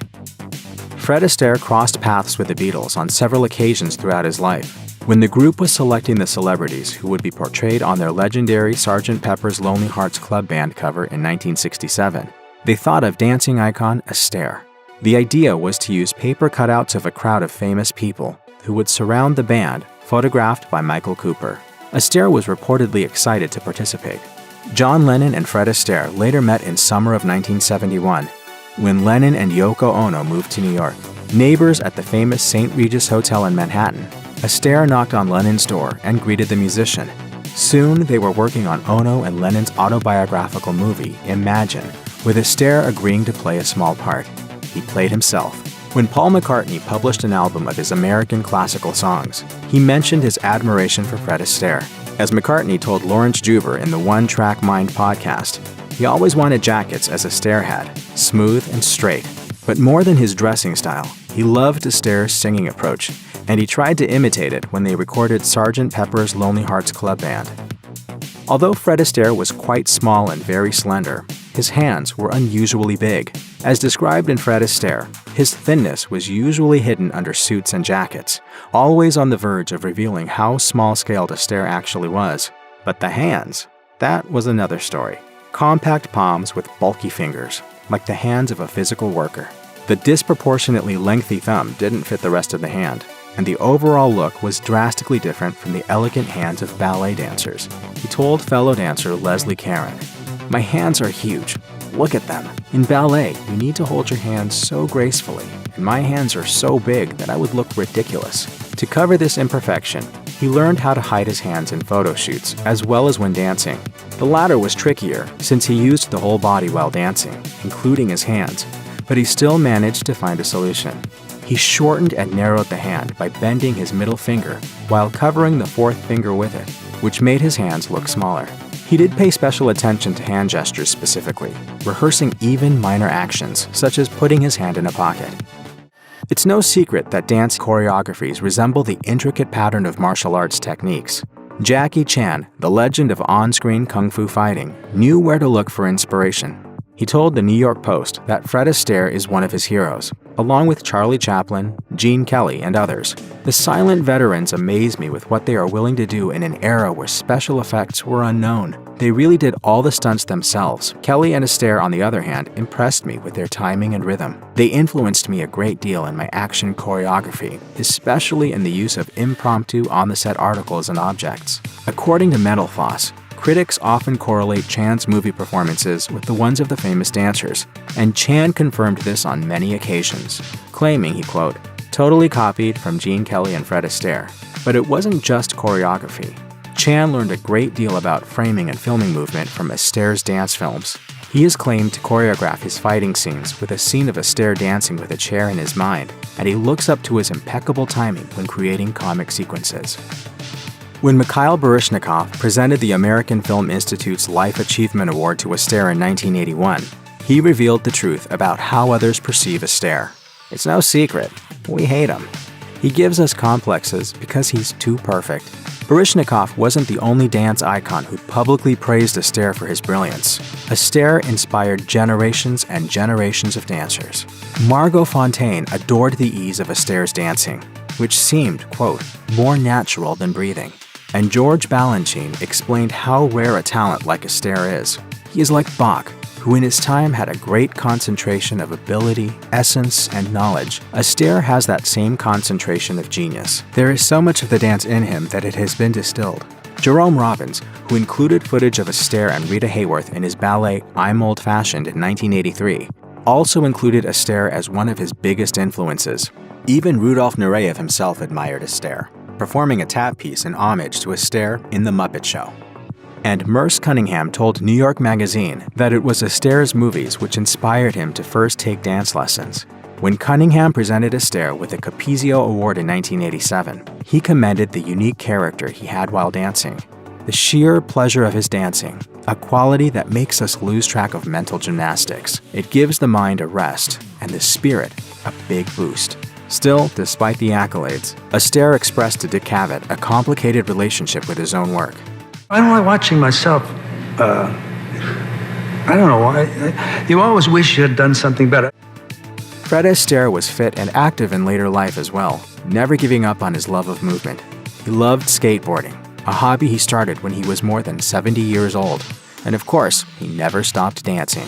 He got married for the second time as well, after spending 26 years as a widower, following the death of his first wife, Phyllis, from cancer in 1954. He married Robin Smith, a 35-year-old professional jockey, in 1980. She told Wide World of Sports, racing was my #1 love, and finally it was displaced by Fred. Astaire died 7 years later, with Smith telling the Los Angeles Times, "We'd had 7 years of bliss. It was fate, absolutely. I know God put us together." At 88, Astaire's life ended due to pneumonia, which happened unexpectedly but didn't last long. According to Smith, "I think his life just ran its course. It's devastating to see someone you love fade away, but thank God he didn't suffer." Burial ceremonies took place in a private circle, and his will remained secret from the public. Although Smith did state he didn't wish to receive any additional acclaims posthumously. She took over his matters after he died, fighting against anyone who would want to unlawfully capitalize on Astaire's name or body of creative work. She said, "I'm just trying to protect my husband, what he wanted, what he didn't want. I'll do everything I can to carry out his wishes. I hope it doesn't make me look bad or seem like a power trip, but if it does, so be it." The Graduate has become one of the most important movies of the latter half of the 20th century. Featuring acclaimed performances from Anne Bancroft and Dustin Hoffman, the movie not only had a huge impact on the film industry, but also American culture. Here's the untold truth of The Graduate. Benjamin, played by Dustin Hoffman, is supposed to be seen as a naive young man compared to Anne Bancroft's mature, seductive housewife character, Mrs. Robinson. The central taboo of the film is their affair and the age difference between the two. But in reality, the actors were only 6 years apart. Anne Bancroft was 35, playing a woman a decade older than herself, and Hoffman was 29. According to Vanity Fair, Gene Hackman, who was originally cast in the film as Mr. Robinson, was fired and replaced with someone older in order to really drive home the age difference between Benjamin and Mrs. Robinson. However, director Mike Nichols wasn't bothered by the real-life 6-year age difference between the lead performers in his film. He told Vanity Fair, "Both actors seemed to be the ages their characters were. That's acting." Hoffman admitted in the same article that he was a neophyte, with The Graduate being his first lead film role, and that Bancroft was an accomplished actress, so he felt they had a unique and special relationship with one another. Hoffman said about Bancroft, "You're either working with the people who are going for the same truth as you are, or you're not." She was. She had a character. The Graduate would have been an entirely different film if the actors who Nichols originally intended to work with had been cast in the 2 lead roles. Many stars auditioned or were approached for the roles of Benjamin and Mrs. Robinson. Doris Day could have played Mrs. Robinson. According to Vox, Nichols approached Day, but she turned it down, noting that the part, quote, offended her sense of values. Robert Redford, who fit the physical description of Benjamin in the eponymous novel the film was adapting, screen tested for the part. Apparently, during the session, Nichols questioned whether the very handsome Redford could convincingly play a loser who was capable of being rejected by women. You're very nearly perfect. It's a rotten thing to say. By the mid-1960s, Anne Bancroft had garnered a reputation as a serious film and stage actress who was known for playing acclaimed roles, like her award-winning turn as blind Helen Keller tutor Annie Sullivan in The Miracle Worker. Many were concerned that the racy, controversial role of Mrs. Robinson in The Graduate might ruin her career. Nichols told Vanity Fair, "Everyone cautioned her to turn it down. How can you go from the saintly Annie Sullivan to the Medusa-like Mrs. Robinson? Too risky." It's hard to imagine by today's standards that this type of role would legitimately concern an actress about her future career prospects. But then again, The Graduate was made just on the cusp of the beginnings of the sexual revolution. Anne Bancroft's husband, Mel Brooks, convinced her to do the film. Brooks reportedly liked the script and had worked with its screenwriter in the past. She followed his gut instinct, and in the end, Anne nabbed a Best Actress Oscar nomination for her performance. Despite the accolades she received for the role, Bancroft admitted to being resentful of only becoming known as Mrs. Robinson for the rest of her career. She told the LA Times in 1997, "I'm still trying to get away from it." That's enough. Before such classic comedies as Spaceballs and Blazing Saddles, there was The Producers. Mel Brooks' freshman film broke comedic boundaries, satirized the Nazis, and was a wildly popular movie that eventually became a successful musical and won Brooks an Oscar for Best Original Screenplay. Before The Graduate, Hoffman had a few minor roles under his belt. According to IndieWire, Brooks approached Hoffman to be in The Producers, and the young actor originally said yes to playing the fanatical Hitler supporter Franz Liebkind. However, Hoffman also asked Brooks permission to audition for The Graduate. Brooks agreed, as he was aware of the script, considering that his wife, Anne Bancroft, was already slated to star in it. Plus, he didn't think Hoffman stood a chance of getting the role. Brooks said, "I thought this was all too bizarre. Go, you're a mutt. The minute they see you on film, they'll say, 'We got the wrong guy.' He called me back 2 days later and said they want me." This big break made Hoffman instantly famous and propelled him down a path to becoming one of the most acclaimed dramatic actors of his generation. Based on a low-selling, virtually unknown 1963 novel of the same name by Charles Webb, the rights to The Graduate weren't on Hollywood's radar. Nichols was still a very green director at this point, and actor-turned-writer Buck Henry had no screenwriting experience. The film was also notoriously difficult to cast. Despite all the challenges, the movie was acquired for a very low price and financed by Embassy Pictures. The first screenings of the initial cut didn't impress executives either. They especially didn't like Nichols' choice for the leading man. Much to everyone's surprise, however, the obscure, low-budget indie with an unknown star was a runaway hit. It even included one of the greatest quotes in movie history. Mrs. Robinson, you're trying to seduce me. Aren't you? Hollis Alpert, a film critic at the time, recalls the public's reaction to the movie in The Guardian. Lines extended around the corner all the way down the block, except that the people waiting for the next showing were not family groups, but mostly young people in their teens and early 20s. It was as though they all knew they were going to see something good, something made for them. Dustin Hoffman was the physical opposite of the book's lead character, Benjamin Braddock, who looked more like Nichols' first choice, Robert Redford. The character is described in the book and screenplay as tall and handsome. Other hugely popular actors, such as Steve McQueen and Warren Beatty, were also being considered. Not only was Hoffman not the right physical type, but he nearly blew his audition and even told Nichols he didn't think he was right for the part. When Nichols decided to cast him, it would shift the culture in Hollywood. Screenwriter Buck Henry says in Vanity Fair, "A whole generation changed its idea of what guys should look like. I think Dustin's physical being brought a sort of social and visual change." The infamous, highly dramatic church scene of The Graduate was inspired by Harold Lloyd's 1924 classic silent comedy, Girl Shy. The film is about a shy tailor's apprentice with a stutter who rushes to save the girl he loves from getting married to a bigamist. Nichols was inspired by the film's climactic race-to-rescue sequence. While filming The Graduate's wedding scene inside a United Methodist church in California, many bizarre complications arose. Apparently, the heat was unbearable, and there were so many people crowded together on the set that Bancroft fainted at one point.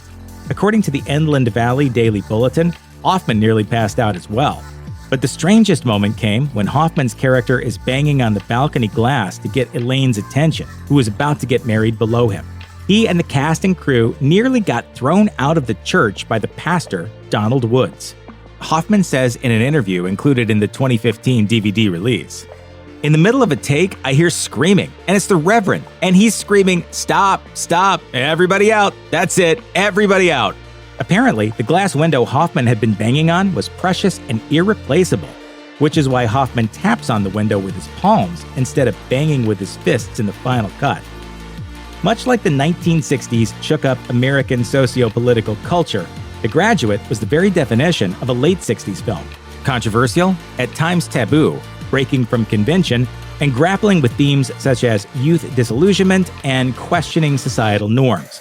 Politico points out that if the film had come out prior to 1967, it might have been dismissed as, quote, cultural slander. The Graduate came out the same year as the rebellious romantic caper film Bonnie and Clyde, and the critically acclaimed Guess Who's Coming to Dinner. But Benjamin isn't exactly a counterculture hippie rebelling against society, as one might expect from a youth-centric film of this time. In fact, he's a bit of a square. But the events that unfold due to decisions he makes along the way conclude in a sort of symbolic character arc that pushes him to his breaking point. As the final scene implies, he makes a conscious decision to ignore society's rules and attempts to grasp at a life of free will.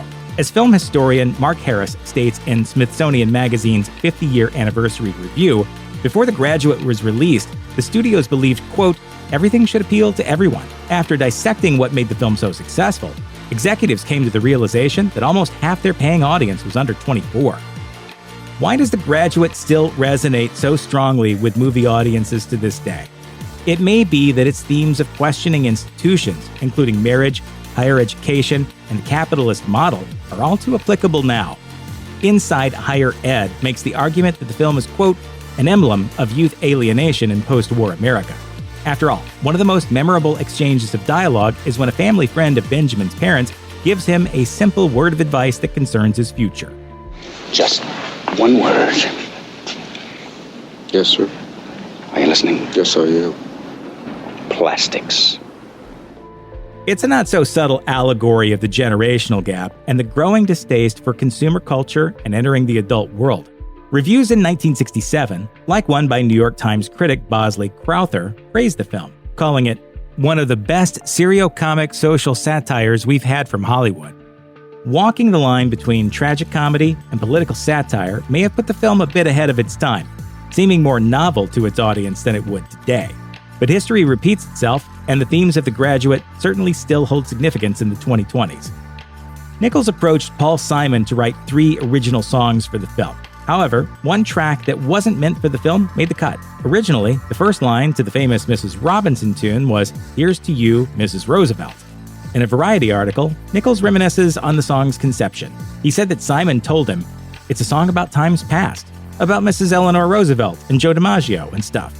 Nichols replied to him, quote, "It's now about Mrs. Robinson, not Mrs. Roosevelt." Though the song became famously tied to the film, only a small portion of the chorus of the song actually makes the cut of the movie. which leads to speculation that the song wasn't even completed until after the film came out. Mrs. Robinson became one of the most famous movie songs in film history and was also a #1 hit, along with the soundtrack album, which was released in 1968. Due to the film's popularity, the fairly obscure New York folk duo gained an entirely new audience. The track also appeared on Simon & Garfunkel's next studio album, Bookends, and became one of their most successful and beloved songs. A walking tour entitled The Story of the Graduate Movie is given at UC Berkeley's campus, taking fans of the film through its many backdrops and locations around town. Stops on the tour include Ben's boarding house, an old Victorian building on campus, the famous Moe's Books, where Ben stalks Elaine, and the Café Mediterranean, where he keeps an eye on the bookstore across the street. Other locations on the tour include the Theta Delta Chi Fraternity House and Sproul Plaza.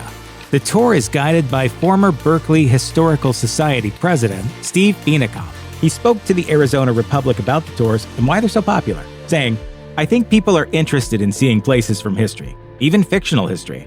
The 60s has a hold on the imagination. Berkeley did really capture the attention of the nation in that era."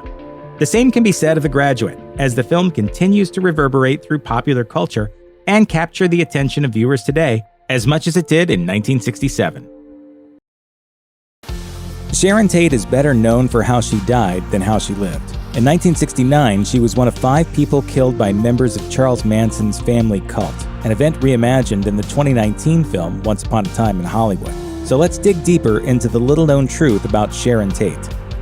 Tate's father, Paul, was a colonel in the United States Army, so the family packed up every few years to move from Army base to Army base. While growing up, Tate lived in 6 different cities, and she blamed her shyness and inability to make friends on her family's itinerant lifestyle. The family eventually settled in Italy, where Sharon, having gotten a part as an extra in the 1962 film Hemingway's Adventures of a Young Man, was picked out of the crowd by the film's star, Richard Beymer. For a short time, Tate dated Beymer, and he encouraged her to pursue acting, introducing her to his agent and helping her find roles. But that wasn't the first time she was impressing people in public. At the tender age of 6 months, Tate took top honors in the Miss Tiny Tot of Dallas competition. Her mother, Doris, was the driving force behind the beauty competitions that Sharon competed in. In 1959, Sharon won 5 different pageants in 1 year. Her beauty was recognized across the pond as well. Her Italian schoolmates named her homecoming queen and Italy's most beautiful American, while perhaps most noteworthy was her winning turn as Miss Stars and Stripes when she was in her late teens. Tate's first major movie role was a witch in the 1966 British occult horror film Eye of the Devil, which tells the story of a young couple hoping to restore a vineyard to its former glory. Do you believe in magic? To make Eye of the Devil more realistic, the filmmakers hired as consultants Alex and Maxine Sanders, a Wiccan high priest, and his wife. In her autobiography, Maxine claimed that Tate was fascinated by Wicca's neo-pagan rituals and became an adherent of sorts. Whether or not Tate was really into Wicca, though, it cannot be denied that 1960s America was obsessed with the occult, and Tate was at the forefront thanks to her movie roles. Tate's relationship with her eventual husband, Polish filmmaker Roman Polanski, got off to a fittingly strange start. They first met over an uncomfortable dinner with a producer, after which Polanski invited Tate to his apartment. Having left her alone for several minutes, he reappeared wearing a Frankenstein's monster mask. Tate let out a scream, which convinced Polanski that he should cast her as the lead in his new horror comedy, The Fearless Vampire Killers. Meeting Polanski and falling in love with him turned out to be a mixed blessing for Tate, who was 9 years younger than her very powerful husband and was often intimidated and controlled by him. She came from a conventional family and wanted at least the semblance of a traditional marriage. Polanski, on the other hand, wanted the freedom to pursue other women, and rumors abounded about his infidelities. In the biography Sharon Tate, A Life, Tate was quoted as having said, "We have a good arrangement. Roman lies to me, and I pretend to believe him." Tate's sister Deborah has insisted that Sharon's character in the 1967 beach romp Don't Make Waves inspired the creation of Malibu Barbie. Mattel, the company behind the classic toy, has never confirmed the rumor, but Tate's character, clad in a beige bikini for the majority of the film, was named Malibu. Don't Make Waves manages to touch on nearly every trope of mid-century California beach bum cinema. Bodybuilders, spiritual gurus, and bikinis are everywhere. There's even a mudslide that leads to each character ending up with the right guy or girl. In spite of all the attention Don't Make Waves brought, Tate reportedly despised the film, but the cheesy script couldn't blunt her undeniable appeal. She begins the film saving a drowning Tony Curtis with mouth-to-mouth resuscitation. Later, she takes a short but memorable turn on the trampoline. It may be lightweight material, but it's still an enjoyable part of her legacy. Tate's violent death went unsolved for several weeks, and during that time her family lived in limbo. They were traumatized not only by the loss of a loved one, but also the sheer brutality of her killing and the police's seeming inability to solve the crime. Paul Tate used his background in military intelligence to try to close his daughter's case himself, even going so far as to dress up as a hippie to hunt down the perpetrators. Sharon's mother, Doris, was perhaps the most changed of all of her family members. She went on to become a leading voice in the victims' rights movement. She founded the Coalition on Victims' Equal Rights and advocated for the use of victim impact statements in sentencing hearings. For several years after Sharon's death, Doris was a recluse, struggling with grief and depression. Then she got word that Leslie Van Houten, a Manson family member and convicted killer, was hard at work trying to amass the signatures needed to be granted parole. So Doris launched her own campaign to make sure that Van Houten remained in prison. In 1992, President George H.W. Bush honored Doris and her work as a victims' rights advocate as part of his 1,000 Points of Light initiative. The Addams family have delighted with their wholesomely macabre humor for over 80 years. And of course, all great families are bound to have some skeletons in their closets. These are the facts about America's favorite freaky family. Born in Westfield, New Jersey in 1912, Charles Addams had a childhood worthy of his namesake creation. As detailed in the biography Charles Addams, A Cartoonist's Life, he claimed his earliest memory was seeing a man get run over by a car. Nicknamed Chili by his friends, an 8-year-old Charles Addams and some neighborhood kids once broke into a crumbling Victorian house that was under renovation. In a bit of morbid vandalism, Addams drew skeletons all over the walls. Later, Addams and his chums were dragged into court to answer for their crimes. The cartoonist would later base the Addams family's home in part on the old house that got him in trouble. Is this where the Addams family lives? Yeah. According to friend Walker McKinney, Addams had an interest in the, quote, aberrations of life that manifested in his off-kilter sense of humor. When a consignment of soft-shell crabs was delivered alive for a birthday dinner, Addams cheerfully suggested, well, we'll stab them.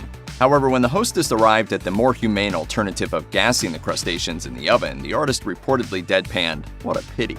As Addams became famous for his work in The New Yorker, his reputation as an eccentric grew. He enjoyed picnicking in cemeteries and visiting snake farms.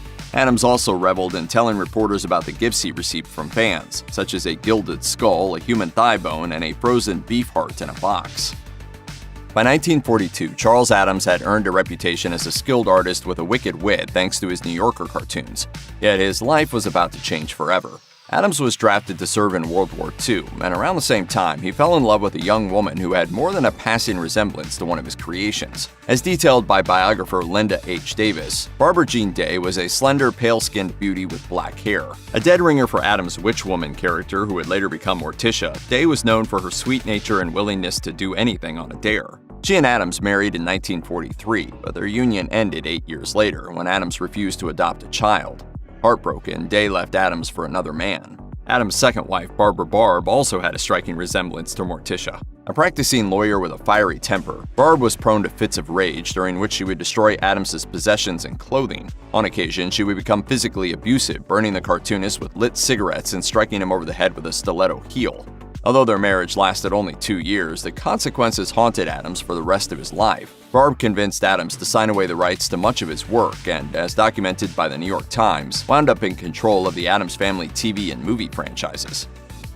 As reported by the Los Angeles Times, in 1963, television producer David Levy was on Fifth Avenue in New York with a friend when he spotted a display of Charles Addams books in a store window. Taken with the cover of Homebodies, which featured a portrait of the entire Addams clan on the cover, Levy exclaimed, "There's a hit series." Levy tracked Addams down and pitched the artist his idea for a situation comedy based on the far-out family featured in his cartoons. Addams fleshed out the characters with personalities and names, and Levy went about casting the series. After some legal wrangling with Addams' ex-wife Barbara Barb, The Addams Family finally premiered on September 18, 1964. A ratings hit, The Addams Family touched a nerve with 60s viewers and opened up a new audience to the world of Charles Addams.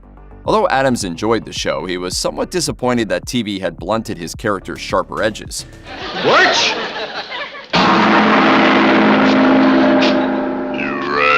In the creator's mind, the Addams family had been transformed into, quote, almost a typical suburban family. He also said the TV version of his Addams family characters were not half as evil as my original characters. New Yorker editor William Shawn was much less impressed with the Addams family's leap to the small screen. Not wanting the prestigious publication to be associated with TV characters, Shawn banned the Addams family cartoons from the New Yorker.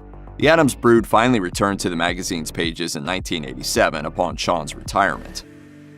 On September 24, 1964, just 6 days after the Addams family's ABC premiere, another creepy family moved into primetime TV on rival network NBC. The Munsters, produced by TV power duo Bob Mosher and Joe Connolly, domesticated Universal's classic movie monsters and brought them into a family sitcom setting. It's alive! While the Addamses reveled in their weirdness, the Munsters were more or less portrayed as a typical American TV family in the mode of Leave It to Beaver or Father Knows Best. That the Munsters were literal monsters was incidental to the show's generally broad slapstick comedy. The Addams family, however, tended to take a more sophisticated approach in its humor, peppering the laughs with sly sexual innuendo and a generally darker tone. Although both the Addams family and the Munsters ended in 1966, dedicated fans continued to debate which was the better show. Two shows featuring macabre families premiering at virtually the same time was no coincidence. As documented by horror historian David J. Scull in The Monster Show, both the Addams family and the Munsters were part of a wave of renewed interest in horror that began in the late 1950s with the release of Universal Studios' classic horror films on TV. The monster boom that would culminate with the Addams family and the Munsters would also usher in such cultural touchstones as Famous Monsters of Filmland magazine, Aurora movie monster models, and Bobby Boris Pickett's hit song The Monster Mash. With the cancellation of the Addams family in 1966, the altogether ooky adventures of TV's spookiest family seemed to be over for good. Yet the Addamses would return in animated form thanks to everyone's favorite Saturday morning mystery-solving gang. The new Scooby-Doo movies premiered in 1972 as a follow-up to 1969's wildly successful Scooby-Doo Where Are You? In addition to their usual hijinks, Scoob, Shaggy, Velma, Daphne, and Fred took on mysteries that brought them together with a variety of celebrities and guest stars ranging from Sonny and Cher to Batman. In the series' third episode, Mystery Inc. helps Morticia and Gomez locate a kidnapped Wednesday. Original cast members John Astin, Carolyn Jones, Jackie Coogan, and Ted Cassidy returned to voice their roles. Now I know why this house looked so familiar. It belongs to the Addams family. This animated incarnation of the Addamses returned in 1973, minus Astin and Jones, with their own Saturday morning cartoon. Simply titled The Addams Family, the show ran for 16 episodes and featured the family traversing America in a mobile replica of their spooky mansion. As documented in Jeff Lenberg's Encyclopedia of Animated Cartoons, the hit 1991 big screen adaptation of The Addams Family spawned yet another animated show in 1992. This version found the Addamses coping with their weird neighbors in idyllic Happydale Heights and featured original cast member John Astin as the voice of Gomez. In 2019, the family returned with an all-new CG animated film, with Oscar Isaac and Charlize Theron as Gomez and Morticia. In 1977, most of the original cast of the Addams Family reunited for the NBC Halloween special Halloween with the New Addams Family. John Astin, Carolyn Jones, Jackie Coogan, Ted Cassidy, Ken Weatherwax, and Lisa Loring all reprised their roles from the 1964 series. Jayne Rose, best known for her role as Cloris Leachman's mother-in-law on the Mary Tyler Moore Show spin-off Phyllis, would fill in for an ailing Blossom Rock as Grandmama. The plot of the film centers on a group of crooks out to steal the Addams fortune during the family's annual masked Halloween celebration. To complicate matters, Gomez's brother Pancho, played by Henry Darrow, has returned and may have romantic intentions toward Morticia. Gomez, with the help of Fester and Lurch, foils the dastardly plot, and the brothers patch up their frayed relationship just in time for the family to sing Halloween carols. Halloween with the New Addams Family is definitely a product of its time. Shot on videotape, the film lacks the gloomy gothic atmosphere of the 60s TV show, and the nostalgia of seeing the original cast back together is its main charm. Two of the original members of the Addams Family cast died shortly after the 1977 Halloween special. Blossom Rock, who had suffered a debilitating stroke shortly after the Addams Family ended, died on January 14, 1978 at the age of 82. Ted Cassidy died the following year at age 46 from complications following surgery to remove a tumor from his heart. On August 3, 1983, Carolyn Jones, just 50 years old, died of colon cancer. Jackie Coogan died of a heart attack in March 1984. A heart attack would also kill 59-year-old Ken Weatherwax in 2014. With the 2019 death of veteran actor Felix Silla, the man under Cousin It's bowler hat, John Astin and Lisa Loring are the last surviving members of the original The Addams Family cast.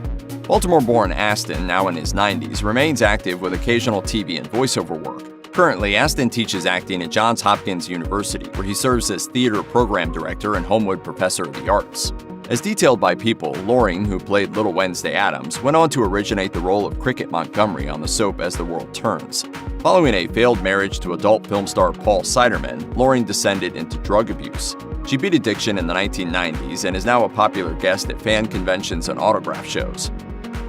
The 1991 film The Addams Family was a huge box office success that brought Charles Addams cartoons to life for a new generation. Yet the production proved nearly as torturous as A Night in Fester's Dungeon. As detailed in director Barry Sonnefeld's book Call Your Mother, Memoirs of a Neurotic Filmmaker, producer Scott Rudin turned to Sonnefeld as a last resort to get the film made after Tim Burton and Terry Gilliam passed on the project. Sonnefeld was the right fit for the job, but he had to surmount a terrible script. With the help of writer Paul Rudnick, Sonnefeld made countless revisions which continued into filming. As detailed in a 1991 Entertainment Weekly article, the film faced another potential setback when debt-riddled Orion Pictures sold the project off to Paramount. Last-minute budget cuts threatened to stop the production. Sonnefeld, subsisting on a diet of cappuccinos and little sleep, collapsed under the stress of production. Yet he wasn't the only one to feel the strain. In her 2014 biography, Watch Me, a memoir, Morticia actress Angelica Houston recalls her time on the set as, quote, long and arduous. Laced into an impossibly tight corset, Houston found that she couldn't sit down and had to be transported in the prone position in the back of a station wagon from location to location. In the 80-plus years since the first Addams Family cartoon appeared in The New Yorker, Charles Addams' macabre creation has become an iconic piece of the American pop culture landscape. Despite trailing the Munsters in the ratings during its 60s TV incarnation, the Addams Family has built a legacy that has outshined the rival franchise. To date, the Addams Family has spawned 4 feature films, a Halloween special, a 1998 revival series that outlasted the original by 1 episode, 2 animated series, a hit Broadway musical, and a wildly popular pinball machine. The creepiest, kookiest family of all time continues to thrive into the 21st century. After passing on the opportunity to direct the 1991 film, Tim Burton is finally getting his shot at the long-running franchise. As reported by Deadline, the Beetlejuice director is helming an Addams Family spin-off titled Wednesday, which is set to launch on Netflix in 2022. The Oscar-nominated actor Omar Sharif spent the remaining years of his life immersing himself in a popular card game. So what game was it? And how else did the legendary actor spend his final days? Award-winning actor Omar Sharif was an acclaimed international movie star. His leading roles in 2 hit films in the 1960s, both epics by director David Lean, catapulted him into superstardom. Lawrence of Arabia earned him an Oscar nomination and a Golden Globe win for Best Supporting Actor in 1963, while Dr. Zhivago earned Sharif a Best Actor Golden Globe in 1966. Sharif was easily recognized by his dashing good looks and gap-toothed smile, and he worked steadily in the movies from his 1953 film debut in Egypt, where he was born, onward. He notably appeared opposite Barbra Streisand in her first film, Funny Girl, and then with Julie Andrews in the spy thriller The Tamarind Seed. By the mid-1970s, his acting career dwindled as he focused on the card game Bridge. Sharif was so successful at the game that he was ranked among the world's best players. Sadly, in early 2015, his agent confirmed that Sharif had been diagnosed with Alzheimer's disease. The actor died July 10th of that year at the age of 83 from a heart attack. Sharif's condition was first revealed by his son Tariq al-Sharif in 2015 to the Spanish newspaper El Mundo. His son told the newspaper, "It's difficult to determine what stage it's at. It's obvious he'll never improve and it will get worse." Tariq said that his father had begun showing signs of dementia 3 years prior. While suffering from the degenerative disease, Omar Sharif apparently still lived a comfortable life close to his son, only moving to a hospital at the very end of his life. The actor stayed in a luxury hotel in a resort town in Egypt and kept to a daily routine of sitting on his terrace during the day and listening to live music at the hotel bar at night. But any deviation from this routine, such as going to a restaurant in town, left Sharif insecure. His son Tariq told El Mundo he still knows he's a famous actor. The loss of memory affects above all specific things, details like when he was in a specific place or when he acted within a specific film. Tariq also said that his father sometimes believed that approaching fans were people he knew and had forgotten about. A common early symptom of Alzheimer's is sudden aggression or anger, which might explain Sharif's behavior in 2011 when he impulsively slapped a fan who had asked for a photo with the actor. Sharif had been noted for his testiness in decades prior as well. He faced a misdemeanor and was forced to take an anger management class in 2007 for punching a parking valet, and also reportedly got into a fight at a Paris casino in 2003 per NBC News. Sharif's strong will persisted even as he fought the disease. He refused to believe he was sick, according to his son, and didn't do exercises prescribed by his doctors to prolong his life. In his final days, when he was moved to one of Egypt's top hospitals, Sharif refused to eat and was put on a drip. Before his sickness and death, Sharif had a long and interesting life, even as his acting career faded. Sharif played in international bridge tournaments and at the 1964 and 1968 Olympics in the World Bridge Federation. He wrote books and released videos and video games on bridge. He even published a syndicated column on the game. Sharif was such an aggressive gambler, according to NBC News, that he once won $1 million at an Italian casino, but also lost a villa at a card game in the 1970s. As Sharif got older, his film roles tapered off, and when he did accept roles, he would later describe them as, quote, rubbish. Look, I stopped making movies because for the last 25 years I've been making a lot of rubbish. He declined parts in the 1990s, explaining that he had lost his, quote, self-respect and dignity. But he did accept a film in 2003, a French drama titled Monsieur Ibrahim, in which he played a Muslim shopkeeper in Paris who adopts a Jewish boy. His performance earned him the César Award, the French equivalent of the Academy Award, and also earned Sharif some of his best reviews in decades, according to the BBC.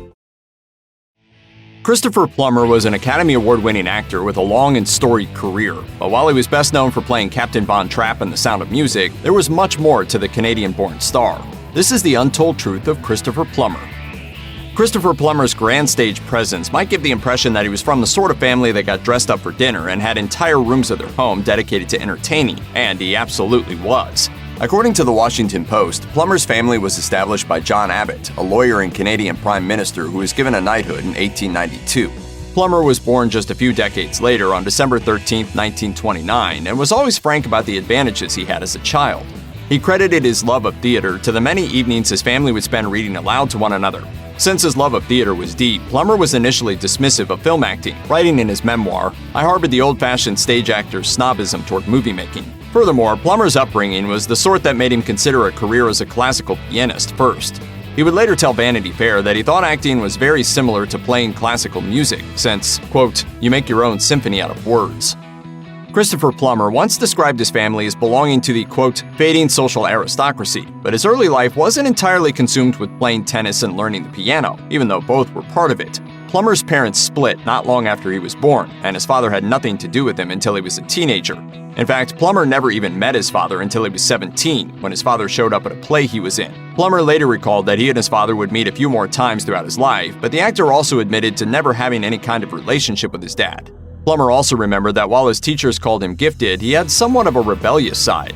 Recalling his wild early years, Plummer wrote in his memoir, "How often as a mere teenager, tanked to the gills on cheap rye whiskey and Molson chasers, did I stagger home in the blinding cold." To say that Christopher Plummer hated The Sound of Music is putting it very, very lightly.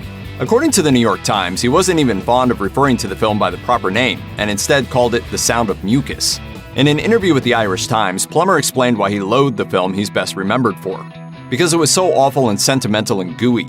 He had to work terribly hard to try and infuse some minuscule bit of humor into it. How did he cope with it? Plummer told Vanity Fair that he was only on set for a surprising 11 days, but filled all of his downtime drinking and eating all the pastries he could find. Plummer recalled, "I got so fat, when I got to shooting, director Robert Wise said, 'My God, you look like Orson Welles.' We had to redo the costume." He didn't just casually drink during his downtime either. Plummer later admitted that during the famous music festival scene, he was completely drunk. His dislike for the movie stayed with him for a long time. In an interview with Collider, Plummer revealed that it irked him to no end when someone wanted to only talk about The Sound of Music with him. Plummer told the outlet, "I don't understand it, and you want to say, 'Excuse me, haven't you seen other films as well?'" In 2018, Christopher Plummer spoke with The Guardian about his new film Boundaries, and predictably, the conversation turned to The Sound of Music. And it was wonderful to be in a great big Hollywood musical. He said that by that point, he'd found peace with it and noted that the only reason he agreed to take the job in the first place was because he'd been working on his singing voice and wanted the opportunity to sing in a film. It didn't happen, though, because that's not him singing. No, I never frequently sing. Really? Well, but you won a Tony for singing. Yes, I don't know why. Oh. Because it's the sort of voice that's like a crocodile in heat. When NPR interviewed him in 2012 and asked if he occasionally broke into song, Plummer responded with, quote, "Of course not." He went on to explain that the entrances and exits from the songs were him, but the majority of it was not. The reason was fairly simple. Julie Andrews was a phenomenal singer and Plummer was not, so he didn't want to try and compete with her obvious talents. Everyone can agree that there's no shame in that, so the filmmakers dubbed most of his singing. When Plummer spoke to the Daily Mail in 2015, he had this to say about women. "Oh, I adore women. They're not nearly as emotional as men in a funny way. Men are silly, romantic creatures, whereas women, when they have the responsibility of running things, make marvelous leaders." Plummer found his marvelous match on his third try. At the time of the Daily Mail interview, he and his third wife had been married for 45 years. His first two marriages had lasted just a few years each, but he said that he had no doubts, qualms, or hesitations when it came to the third time. He had met Elaine Taylor just 3 years after The Sound of Music and said that at that point he knew that he was lonely and thus needed someone in his life. It's one of those stories that's great on the surface, but hints at a much bigger problem. Christopher Plummer told the Daily Mail that in the 1950s, he and fellow actor Jason Robards were drinking in New York City when they got the attention of a cop. Instead of keeping it down, they promised to buy the cop a drink, but on one condition. The cop's horse also had to join him. The cop agreed, and shortly after, the horse was brought into the bar. And Jason bought everybody a triple tequilas and gave the horse one.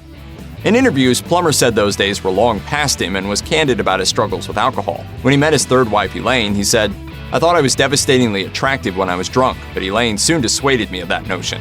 Plummer admitted that he was usually angry when he was drinking and credited his wife with giving him a reason to stop.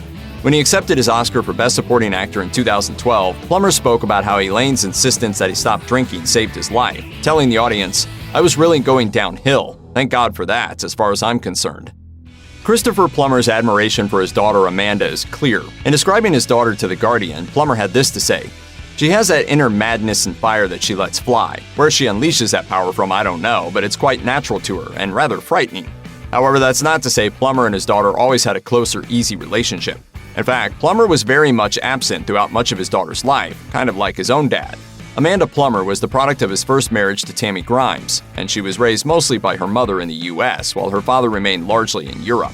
In an interview with the Daily Mail, Plummer was honest about his absentee fatherism, telling the outlet, "I was a lousy husband and an even worse father." Still, Amanda Plummer went on to follow in her father's footsteps, and she's best known for her roles on Pulp Fiction and The Hunger Games.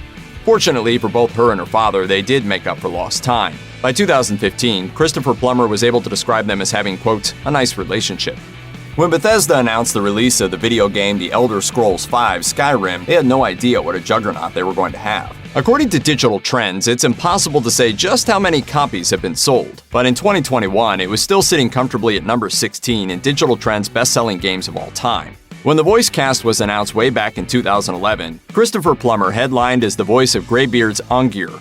If it seems like a huge leap from the stage to voicing characters in video games, it absolutely is, which is why Collider felt compelled to ask Plummer whether or not he himself was a gamer. Plummer had this short response, "No, that is something that is totally foreign to me."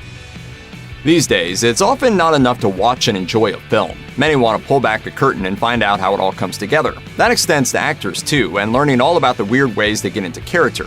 When Collider asked Plummer about how he prepared for roles on the stage and on film, he quickly made it clear that he wasn't going to talk about it. After saying that it was essentially none of their business, he explained that the world of movie making had pretty much no mystery left to it, and that sort of made him sad. He continued, "You don't want the magician to show his tricks or how he did them, do you? So I do think that is a very private thing that we actors should protect ourselves from." He did say that getting ready for roles got easier as time went by and he got more and more experience. In other words, whatever he did, it totally worked for him, and everyone should really just sit back and enjoy the show. In 2017, it was announced that director Ridley Scott had cut Kevin Spacey from a major role in All the Money in the World amid accusations of sexual misconduct. Spacey had already done days of work on the film, and they needed someone to not just step in, but also prep for reshoots. Scott headed to New York to catch Christopher Plummer just before he headed to Florida on vacation, and according to The Guardian, it all happened with shocking speed. Plummer signed on just a few weeks before the film was set to premiere. He only had about 2 days to get to England and learn his lines. From start to finish, the whole thing was just a few weeks, and according to Plummer, his theater background provided some seriously valuable experience in learning his lines on the fly. He told The Hollywood Reporter that he refused an offer to watch the footage with Spacey and just sort of jumped in with both feet. Plummer added that while he had met the real-life version of his character J. Paul Getty at parties a few times in the 60s and 70s, most of what you see on screen was still, quote, imagination of what the man must have been. When Christopher Plummer agreed to appear in All the Money in the World, he wasn't the only actor needed on set. Co-stars Michelle Williams and Mark Wahlberg also had to return for reshoots. According to The Hollywood Reporter, Plummer had nothing but accolades for both of them.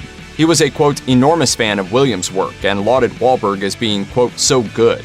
He called both actors delightful to work with. And that's incredibly high praise because Plummer isn't head over heels for this next generation of actors. After being lauded for the on-screen chemistry he had with Helen Mirren in The Last Station, he told Boston.com that he basically got along with everyone he worked with because if he didn't respect them, he wasn't going to work with them. And as far as the 20-something actors he was dealing with in 2010, well, Plummer had this to say.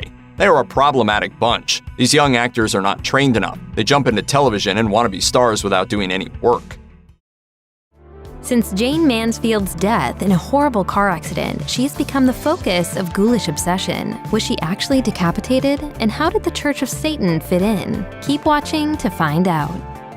Born Vera Jane Palmer on April 19, 1933, Jayne Mansfield wanted to become a Hollywood star from a very young age, inspired by the success of her childhood hero, Shirley Temple. According to Jayne Mansfield, a bio-bibliography, her parents were supportive, enrolling young Jayne in voice, dance, and violin lessons, while also allowing her to play the violin in their driveway for neighbors and those on the sidewalk. Not just a performer, however, Mansfield also displayed an interest in linguistics, eventually becoming fluent in 5 languages. But her youthful aspirations were temporarily derailed at the age of 16 when she met 20-year-old Paul Mansfield and subsequently became pregnant. A few mere months before she graduated high school, she married Paul, and the couple then welcomed their daughter, Jane Marie. After a stint taking drama classes at the Southern Methodist University and the University of Texas, Jane convinced her husband to move the family to Los Angeles in 1954 so she could pursue her dream of stardom. A year later, she got her big break as a Playboy Playmate of the Month, but it came at a cost. Paul filed for divorce after realizing, quote, he would always be second choice when it came to Jane's quest for fame. While some may say that Kim Kardashian or even Paris Hilton pioneered the modern wave of reality stars who were famous for being famous, one could argue that it was Jayne Mansfield who started the movement herself. According to The Hollywood Reporter, quote, if it weren't for Mansfield then, there would likely be no Kardashians today. The blonde star made her big screen Hollywood debut in 1955, appearing in 4 films, including Female Jungle. The roles were small, so according to biography, she knew she had to get the media's attention in a different way. In January of 1955, Mansfield was invited to an event for Howard Hughes' Underwater. While sporting a red bathing suit that didn't leave much to the imagination and surrounded by photographers, Mansfield jumped into the pool and, quote, had the genius to permit her bathing suit to split open. She became a sensation with the press, in part because, unlike her contemporary Marilyn Monroe, Mansfield welcomed the paparazzi with open arms. But her studio, Fox, didn't think all publicity was good publicity, so they loaned her out to other studios where she had to appear in even worse films. For her part, though, Mansfield always made a distinction between the publicity and the work. I think a person to exist as a star is one thing, and a person to exist as an actress is another. Jayne Mansfield built an image of a dumb blonde, but it was a careful construction, as she was actually highly intelligent. In fact, according to Jayne Mansfield, a biography, her IQ was believed to have been 163, yet she stuck to her public persona that brought in legions of fans, even when challenged directly. During an appearance on The Tonight Show starring Johnny Carson, for instance, the host boldly declared in front of his guest, quote, nobody with an IQ of 160 can be that stupid. Yet Mansfield remained composed, pretending she didn't understand what he meant. Occasionally, she would let things slip, such as an eloquent BBC4 interview where she explained what sex appeal meant to her. It comes only from inside. It is nothing that's manufactured. It has nothing to do with measurements or lipstick color. but mostly, she stuck to the role she felt she could be successful in. She revealed to BBC4 that when auditioning for Milton Lewis, the head of casting at Paramount Studios, she performed a soliloquy from Joan of Arc, but he told her she was, quote, wasting her obvious talents, meaning her looks. It was Lewis who would help mold her image into the voluptuous icon she is remembered as today.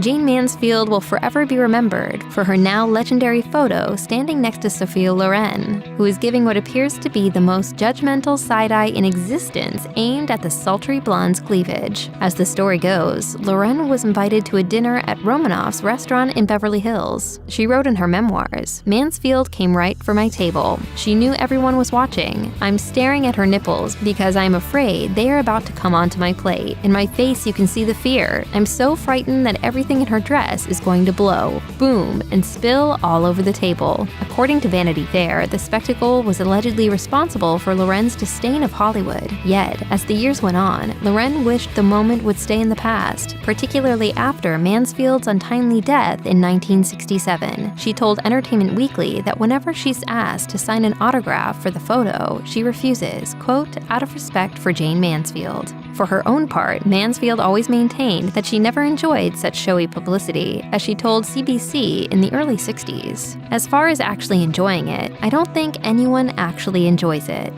There's a reason why the golden age of Hollywood was known for being consistently wholesome and glamorous. It simply had to be. In the mid-1930s, a set of guidelines called the Hays Code ruled over Tinseltown film studios, not allowing any on-screen nudity. This code reigned supreme until 1968, yet some actors still pushed the boundaries by the time the early 60s came along. Of course, overseas, foreign stars were already bearing all, such as French icon Brigitte Bardot's buff debut in 1956's And God Created Woman, which put her on the international map. In America, though, it was Mansfield who appeared in the first modern nude scene for a Hollywood release, going topless in 1963's Promises, Promises. According to Vulture, the blonde's career was heading towards a standstill, her studio growing impatient that her last box office success was in 1957 with Will Success Spoil Rock Hunter. Going back to the basics of what made her a breakout star originally, Mansfield did what she did best, a publicity stunt.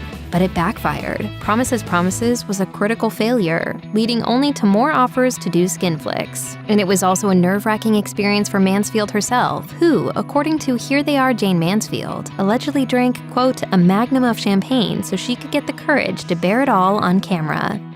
Jayne Mansfield made a career out of mimicking the blonde sex symbol stereotype put forward by fellow A-listers such as Marilyn Monroe. This similarity didn't go unnoticed by Monroe, who even wanted to sue her counterpart for copying her so much. As Lawrence J. Quirk, author of The Kennedys in Hollywood, recalled in a conversation he once had with Monroe, she snapped, "All she does is imitate me, but her imitations are an insult to her as well as to myself." But did Monroe have another reason to hate Mansfield? According to Quirk, Mansfield envied Monroe for her affair with John F. Kennedy in the mid-1950s, and by the time the next decade rolled around, she was determined to steal the spotlight yet again. With the help of JFK's brother-in-law, Peter Lawford, Mansfield embarked on her own affair with Kennedy, and when Lawford warned her to perhaps be a bit more discreet, the actor shot back. Everyone in Hollywood and Washington knows about it anyway, and I like it that way, and I'll bet Marilyn's pissed as all get out. Interestingly enough, after Marilyn Monroe's death in 1962 and the subsequent conspiracy theories that the Kennedys were involved somehow, Mansfield grew increasingly paranoid that she would meet the same fate. According to the Kennedys in Hollywood, she told her friend Jerry Asher, quote, "Maybe I'll be next."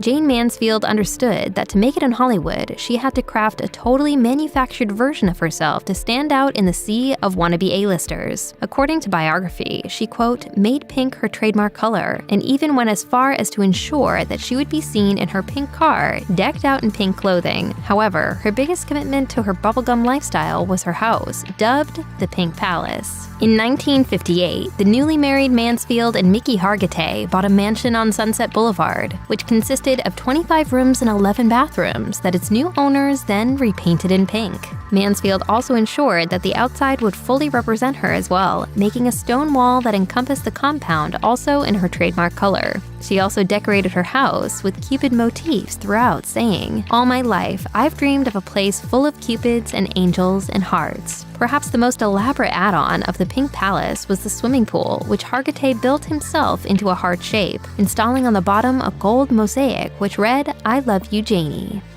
By the time the late 1960s rolled around in America, the youth of the country were rebelling against the political and religious conservatism of the 1950s, and Hollywood took notice as well, including Jayne Mansfield, who reportedly realized she needed an image makeover. Mansfield 66/67 director P. David Ebersol explained to Interview that the blonde's larger-than-life persona wasn't popular anymore, and so she yet again embarked on a quest for even more widespread publicity. Cue the Church of Satan founder, Anton LaVey. According to SF Gate, LaVey actually rejected the concept of any religion in a theological sense, yet his blend of, quote, pagan hedonism and hucksterism was enough to make him a household name in the late 60s. Mansfield and LaVey's paths crossed in 1966 after an encounter at the San Francisco Film Festival, where she ended up visiting his home as he showed off his various occult knickknacks. From there, Mansfield and LaVey were photographed together multiple times. According to History Collection, he performed a satanic ritual in his home with Mansfield in attendance, and he even visited her in her Pink Palace, taking photos by her unique heart-shaped pool. Although Mansfield denied ever being a Satanist, Interview notes that she openly declared LaVey a genius.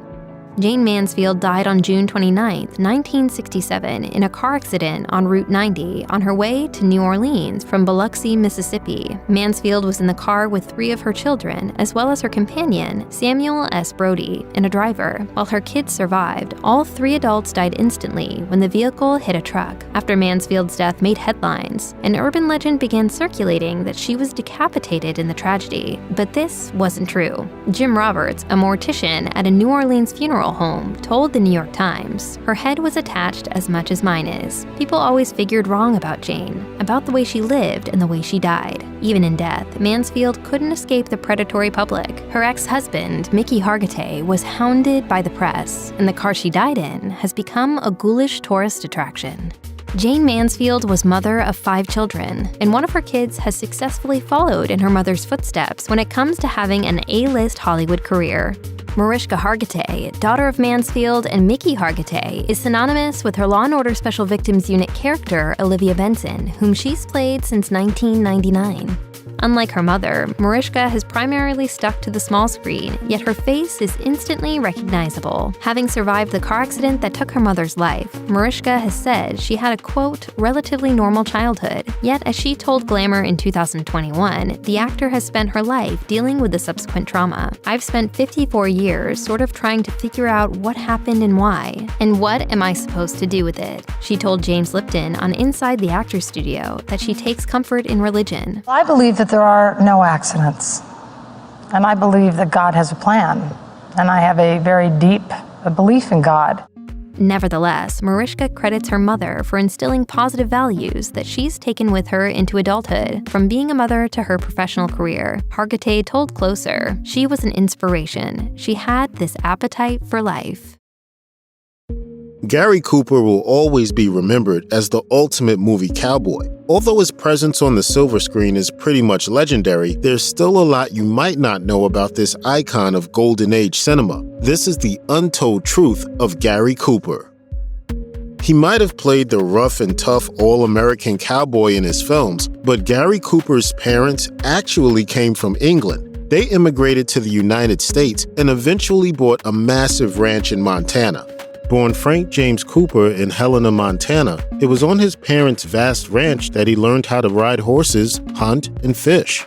The perfect training for his future career.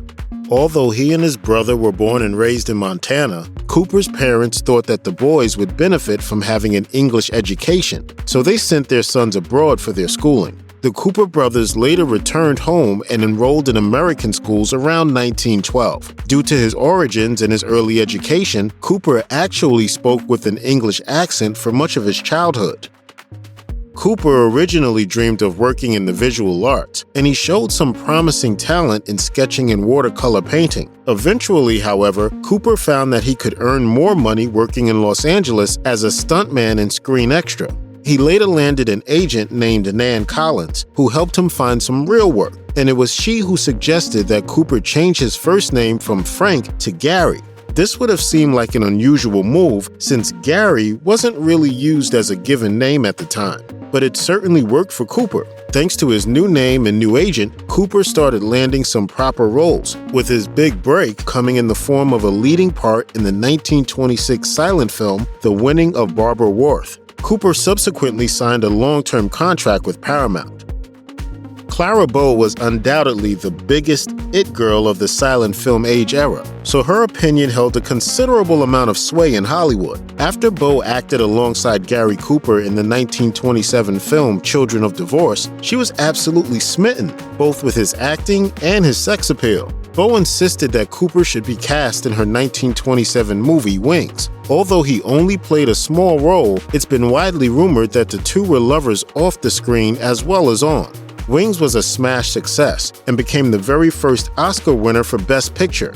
Unfortunately, Bow's career didn't survive the transition from silent films to talkies. Although she may have been a talented performer on the screen, her harsh Brooklyn accent is usually cited as the cause of her downfall. Cooper, however, went on to have a long and prosperous film career.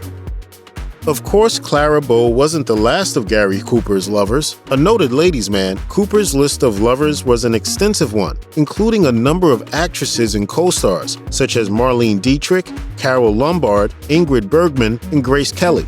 Cooper eventually married the socialite Veronica Bath, with whom he had a daughter, Maria, but marriage didn't put a damper on his affairs. In fact, Cooper's womanizing ways were no secret. As the director Howard Hawkins once said, "If I ever saw him with a good-looking girl and he was kind of dragging his feet over the ground and being very shy and looking down, I'd say, uh-oh, the snake's gonna strike again." One of Cooper's most notable lovers was the Mexican actress Lupe Velez, but the two had a particularly turbulent affair. Not only did Cooper's mother and Velez despise each other, but Velez also once stabbed Cooper with a kitchen knife during an argument. Another time, she tried to shoot Cooper while he was boarding a train. Impressively, that relationship somehow still lasted 3 whole years. In his later years, Cooper had a lengthy affair with his Fountainhead co-star Patricia Neal, who was 25 years his junior. They won't destroy me, Dominic. I'll wait for you. I love you. I'm saying it now. For all the years, we'll have to wait. Although Cooper legally separated from his wife for a while and nearly married Neal, in the end, he returned to Bath. Clark Gable was a swoon-worthy choice for the role of Rhett Butler in Gone with the Wind, but Gary Cooper could just as easily have been cast in the role. In fact, David O. Selznick approached Cooper personally about taking the role of Rhett Butler, and it's not hard to see why. Unfortunately for Selznick, Cooper had no interest whatsoever in the role or the movie. He was convinced that Gone with the Wind would bomb and wanted no involvement in the picture. Cooper did, however, give his wholehearted approval for the casting of Gable in the role, allegedly saying, "Gone with the Wind is going to be the biggest flop in Hollywood history. I'm glad it'll be Clark Gable who's falling flat on his nose, not me." Frankly, my dear, I don't give a damn. Gone with the Wind would go on to win 8 Academy Awards. One of Gary Cooper's most famous roles was in the 1942 film Pride of the Yankees, in which he played terminally ill baseball player Lou Gehrig. When Cooper was first offered the part, he was hesitant to accept. He didn't know anything about baseball and had no interest in the sport. He was also already 40, 3 years older than Gehrig was when he passed away. It wasn't until Gehrig's widow Eleanor expressed her desire for Cooper to play her husband that he decided to accept the role. Cooper went into this role with absolutely no knowledge of baseball and learned pretty much everything from scratch. To that end, Cooper went into rigorous training with the former All-Star Lefty O'Doul. Unfortunately, Cooper's efforts with baseball were hardly impressive. O'Doul aimed some fairly harsh criticism at Cooper, once telling the actor, "You throw a ball like an old woman tossing a hot biscuit." Cooper eventually improved his game enough to look just about authentic, but Brooklyn Dodgers star Babe Herman was nonetheless brought in to be Cooper's movie double. The film turned out to be a hit, and putting aside his less than stellar baseball skills, Cooper nailed the part of Garrick. In a letter to Eleanor Garrick, the writer Paul Gallico made particular note of Cooper's performance, saying, "Lou seems to have become more Gary Cooper than Lou Garrick." Both Gary Cooper and Ernest Hemingway were famous for being the ultra-masculine, rough-and-tumble icons of their respective art forms, so it makes sense that they would become very close friends. Before they even met, Gary Cooper had starred in the 1932 movie adaptation of Ernest Hemingway's novel A Farewell to Arms, and Hemingway was impressed by his performance. However, they wouldn't officially meet each other until 1940. Oddly enough, the men bonded, which may have seemed surprising at the time, considering Cooper and Hemingway were polar opposites in many ways. Hemingway was loud, rambunctious, loved his drink, and occasionally enjoyed a good fight. Cooper, however, was solemn, taciturn, a moderate drinker, and shied away from conflict. While Hemingway was a voracious reader and novelist, Cooper barely picked up a book, unless it was a movie script. But the two were great outdoorsmen and enjoyed hunting and fishing together.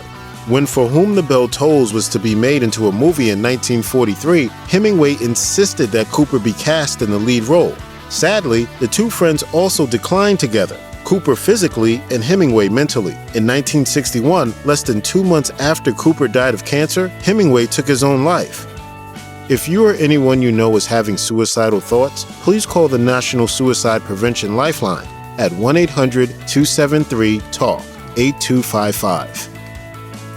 Gary Cooper was famously opposed to communism and helped co-found the Motion Picture Alliance for the Preservation of American Ideals, a right-wing organization dedicated to keeping any trace of communism or fascism out of film. And Cooper was perfectly happy to turn down a script if he thought it was too left-wing for his taste. Despite his conservative leanings, however, Cooper stepped up to support his friend and High Noon screenwriter Carl Foreman, who was accused of communism and called before the House Un-American Activities Committee. Foreman had indeed been a member of the Communist Party in 1938, but had quit in 1943. Cooper had great respect for Foreman's talents as a screenwriter and fully believed that he was no longer a communist. Cooper was even willing to testify on Foreman's behalf, despite the fact that his lawyer advised against it, likely fearing that Cooper could find himself blacklisted. Although Foreman had long since ceased being a party member, he was still subpoenaed and asked to give up other names in the party, which he adamantly refused to do.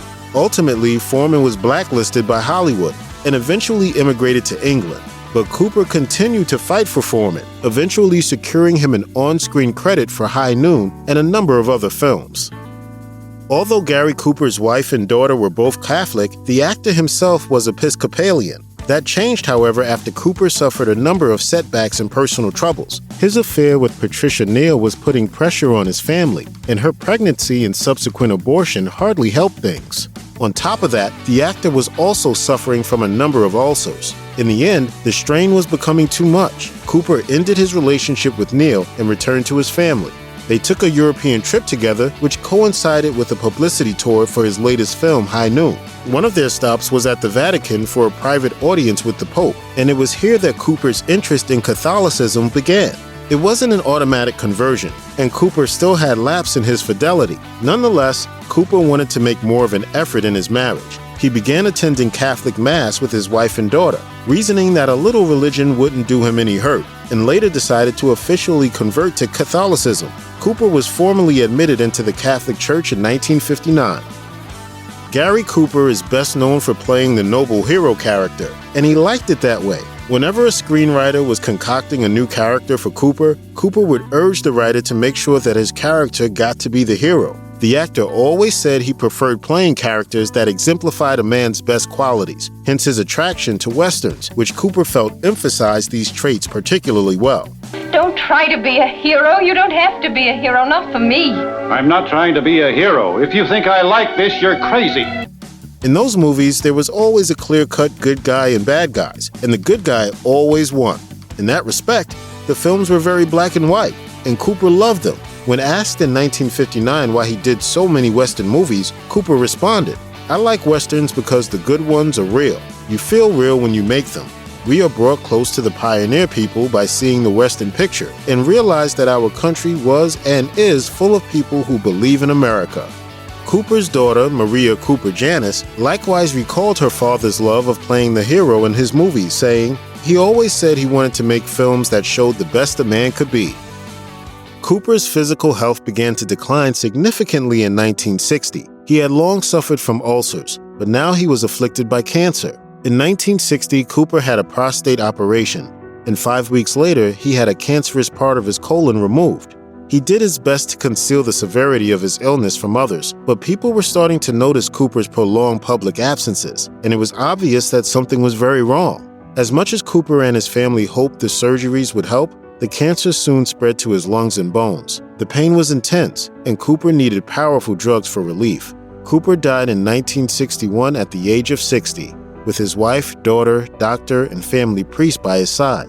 1 month before his death, Cooper received an honorary Oscar at the 1961 Academy Awards. Cooper was unable to attend due to his illness, so his friend Jimmy Stewart accepted the award on his behalf. As Stewart accepted his friend's award, he lost his composure and became teary-eyed, saying, "We're very, very proud of you, Coop. All of us are tremendously proud." Check out one of our newest videos right here. Plus, even more grunge videos about your favorite stuff are coming soon. Subscribe to our YouTube channel and hit the bell so you don't miss a single one.